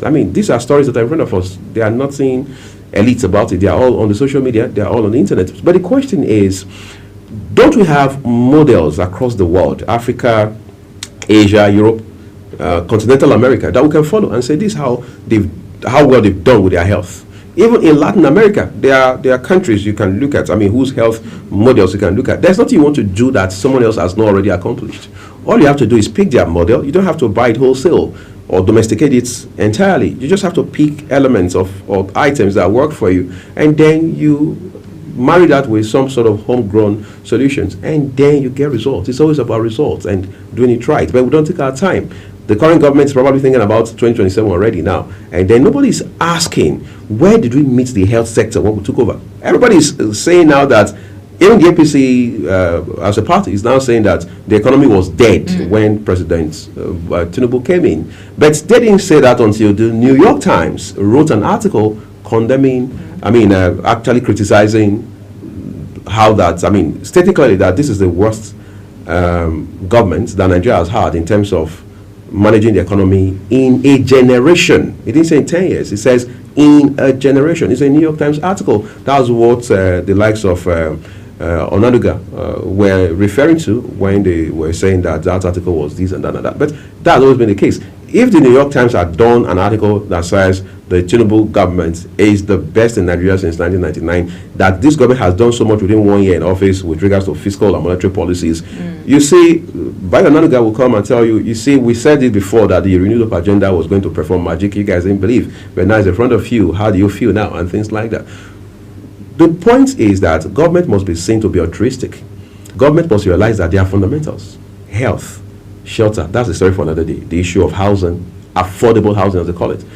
Most of the houses, in most cases estates that were developed when you had former President Buhari in office for 8 years, cannot even be afforded by civil servants. You can fact check me. So these are the concerns that government should agitate itself about, not issues of we want to renew buy a new private jet. Let's build a house of 21 billion for the vice president. So let's also build for the CJN. Let's also build for the Speaker House of Reps. Let's build for the President of the Senate. Let's just keep building houses like that. Maybe by the time we're done, we would have spent 5 trillion and everybody can go home and relax. Absolutely. We need to fix our priorities. That's just the key word there. Fix our priorities. Let us look at critical sectors and not, private jets, houses, and things that would, in return, not be beneficial to Nigerians and the economy at large. Absolutely. We're taking a quick break now, everyone. Our conversation will be on the road shortly. We do hope you stay with us.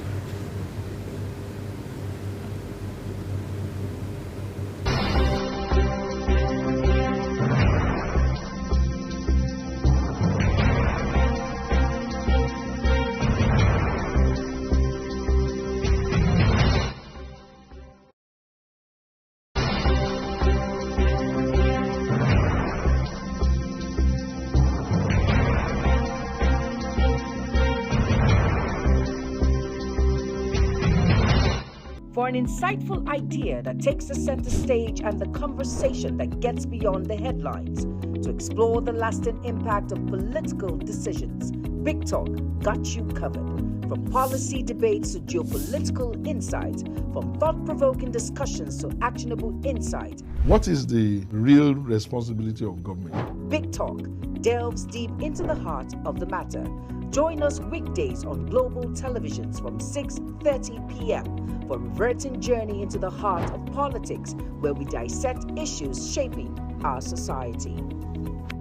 With every government and introduction of new policies, businesses of all kinds and sizes seize the opportunity to evolve and redefine themselves. Business Point on Global Television is where we follow the money and put the facts and figures right in front of you. Watch Business Point every Monday through Friday at 11 a.m. as Kikelamo Okere tracks all the latest developments across critical sectors. Business Point, this is business.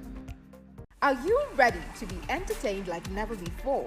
Get ready to dive into the latest and greatest entertainment news in lifestyle, music, movies, birthday celebration, and so much more, all on Entertainment Circle on Global Television. From the hottest red carpet event to exclusive interviews with your favorite stars, we've got you covered. Stay up to date with the latest trends and news from the entertainment world, all in one place. Tune in every Saturday by 1 p.m. with Chung Annabelle Joseph on Global Television. In an ever-busy world, the increasing challenge of keeping track of health matters can be extremely demanding. Follow the latest health tips and trends on Health Guide on Global Television on Tuesday at 3 p.m. Health Guide on Global Television. Put your health first. Get ready for it. Inside Today brings you issues relating to family, peer pressure, drugs, substance abuse, societal and topical issues making rounds. Join Jumaine Manson on Global Television Monday to Thursday and a repeat every Friday. Time 2 p.m. to 3 p.m. Don't miss out. Are you a food lover? Do you care about your health and nutrition? Are you interested in exploring the diverse culinary traditions from around the world? Then look no further. Introducing Lunch Global on Global Television, a show that takes you on a delicious journey through the world of food, nutrition, and diet. So, whether you're a seasoned foodie, a health enthusiast, or simply curious about the world of food, Lunch Global has something for everyone. Tune in Mondays to Fridays and let your taste bud take you on a journey of flavor, culture, and discovery on Lunch Global. Bon appetit!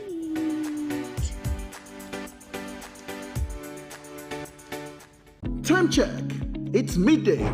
Then it's Midday Discourse. Midday Discourse is a program that covers trending local and international news, current issues, and human-related topics. Join Samuel Odi weekdays 1 p.m. on Global Television. The discussion starts here. It's time for sports' biggest moments on Global Television. The headlines, scores, breaking news, and commentaries on sporty events. Talking with the biggest players, strikers, and about the slam dunks and goals, stunning saves, near misses, and upsets. Let's talk about the greatest home runs, comebacks, knockdowns, and victories. Talk sports with the king of sports, Anthony Momodu. Weekdays, 10 a.m. Don't miss out. Beautiful work from the wingers.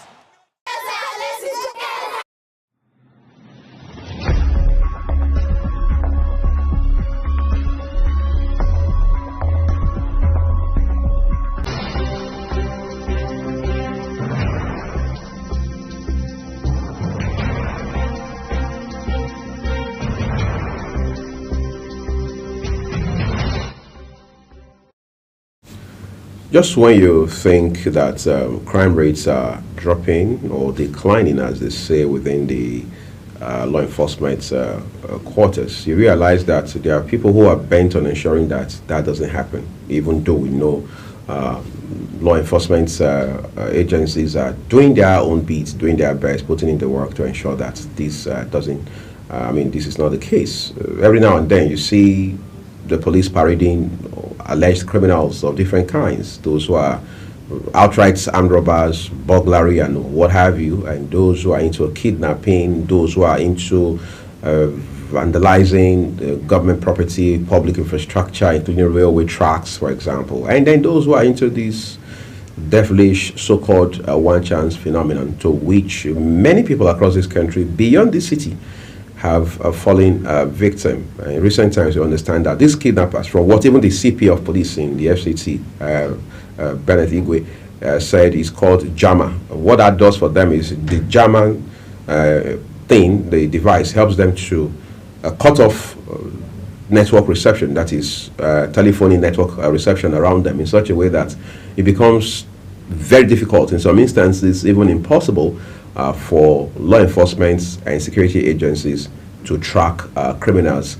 and then get hold of them. There's this report put together by our partner correspondent, Danjuma Abdullahi, that focuses on this one chance phenomenon. An apparently peaceful traffic situation can turn into a nightmarish experience with the activities of the popular but ignoble criminals called one chance. They are violent criminals who disguise as either commercial drivers or as passengers. The trick is to shout one chance, giving the impression that the vehicle needs only one passenger to move. But jump in and you jump into a pile of miseries. Kabiru Adamu is a security consultant and confirms that this pattern of crime has taken an alarming dimension. It is a common occurrence in most city centers. In Abuja, as an example, it's very difficult for you to go to any space where there are a couple of persons ranging from 3 up until 10 that you will not find at least 1 to 2 to 3 persons that have not been victims of one chance, as long as the persons are using commercial vehicles. So I entered the cab, hailing Papi. Chidinma is a young mother. She had a terrible and pathetic experience in the hands of the criminals. Chidinma was dropped by her sister right about here at around 8 o'clock in the evening. A Mazda car driven by a man and one other passenger at the back pulled over and hastily picked her. Destination, Mpape. But the journey was doomed because a set of horrible things started happening at the inception of the trip. Merely I entered. The passenger by my left, was behaving as if he was collecting his balance from the driver. So I felt comfortable. I guess they did that so that I wouldn't have to notice what was going to go on. So immediately after he collected that balance, the next thing he did was to stretch his hands towards my side, and here was on my neck, while here was trying to stop me from opening the door by my right. So as I tried to open the door by my right, they were shouting, you better cooperate. You know, go cooperate, but you won't die. You won't die this night. She said, go feel come out from this car. She said, you know, go feel come out from this car. They were beating me. The first person that hit me was the man in front. So he punched me with, I don't know whether it was a ring on his finger or a rod. Mainly he punched me. That was when here, the blood started oozing from here. So I was in the pool drinking my blood. Then they now told me, lie down. Okay, lie down. No, go lie down, ba. So I was struggling. They've collected my stuffs. They've collected my bags at that time. I didn't have my bag with me. So they were telling me, no, go lie down, ba. So I thought they wanted to rape me as they were telling me to lie down on the floor of the car. So as I tried to lie down on that floor, the one by my side too now slapped me, and he tried to strangle me too. That was where this marks came out from. So he was strangling me. I was telling me, no, you go die this night. Maybe you no one cooperate. You go die this night. You go die this night. Chidinma was lucky to escape alive because she did not fit the correct profile of the perfect victim the criminals were searching for their sinister intentions. By the time they were done beating me, it wasn't like Now, madam, you know what you go do now? You go cut your breast. I said, okay, sir. He now said, do you have kids? I said, yes, I have kids. He just kept quiet. The next thing I saw was that he told me, okay, oh yeah, get up. Alone in the night. This young lady was also lucky because she survived and agreed to share her experience with us. I've been attacked in this beggar before. I was hit from behind. My phones and everything were collected. And it took me years to be able to stand in beggar and get a car and pick up a cab. In a daring display of impunity, most of the criminals move around with POS machines for ease of stealing money out of the bank accounts of their victims. Security experts explain that this is very possible, especially with the emergence of new financial outfits who ignore the vigorous security check on customers before opening customer accounts. A lot of the instances that we've monitored, they actually use the financial systems. Now, the reason for this is commonplace. Number one, we do not have a national database for individuals, Nigerians actually. And more importantly, even the banking system has not put in place infrastructure to reduce the possibility of this from happening. And then secondly, where it happens, to trace the perpetrators, arrest them, and then prevent further crime. Abuja is Nigeria's seat of government. It is also a bubbling cosmopolitan city that attracts people from every part of Nigeria and even abroad who come mostly in search of economic opportunities. But like many emerging cities facing the challenges of growth, crime has become a major issue. The June 2023 edition of Nigeria Security Report for Beacon Intel, a security consulting firm, shows an increase in crime in not just Abuja but other major Nigerian cities. The FCT Police Command says it is doing its best to fight crime in the territory in order to protect the security and welfare of citizens. We have created a tactical squad called Anti-One Chance, which they have been charged with the responsibility of these one chance activities to wipe away, in conjunction with the DPOs as well. The DPOs are doing on the divisional level, and this squad that I mentioned, Anti-One Chance, has been deployed also to each division. The FCT Police Public Relations Officer says the police needs the cooperation of the victims and other citizens in order to tackle this despicable crime called One Chance. Sometimes these modus, they change their modus, though we've identified the modus they are using. But when they know we identify them, they also change their modus. So when if you find yourself as a victim, it's only wise and advisable that you report these incidences to the security agencies. I actually did not believe that they could do anything about it. That was why I didn't report to them. Our law enforcement agents that do not see this crime as a major crime. We've been in instances where we've monitored this development on behalf of our clients. We will report the cases by providing the telephone numbers that were used in the crime, the account numbers that were used in the crime. The response you get from the law enforcement is that they have bigger challenges. And this is the effort they will use in stopping this is not what the benefit. Victims survive and injuries are treated, but the emotional scar takes a very long time to heal. It took me months, or if not years, to actually recover.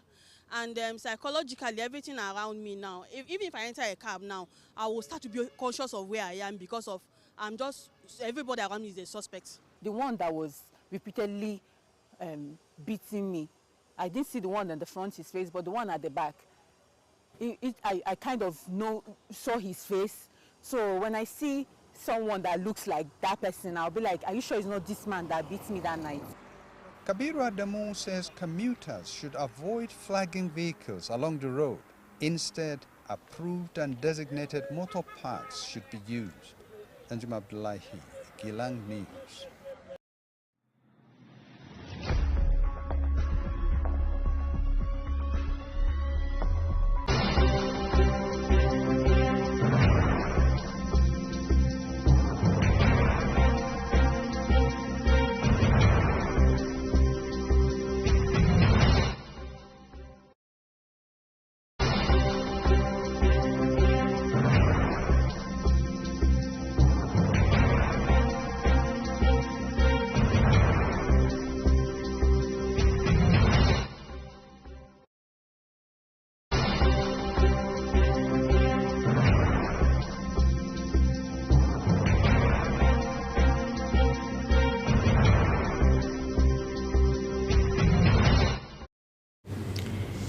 Well, we've just seen how and where these one chance operators operate from, and how much, fear these victims have come to accumulate as because of these experiences. And it's an urgent call for us to be vigilant and be careful, and as well, enter vehicles at designated areas and parks, and not just along. And if you must do the along, then you should be extra careful. That's right. And we like that we see the FCT police putting in efforts to curb these one chance activities, but we as citizens must do our part to be careful, because we have that responsibility to watch after ourselves as well. On that note, this is where we wrap up Global Morning this morning. It's been an interesting ride and conversation around topical issues on the front pages of the newspaper. Do make it a date with us tomorrow, same time, where we bring you, stories making headlines. From myself, Queen Agaba, and my colleague Uyagbo Fuebe, have a beautiful day ahead.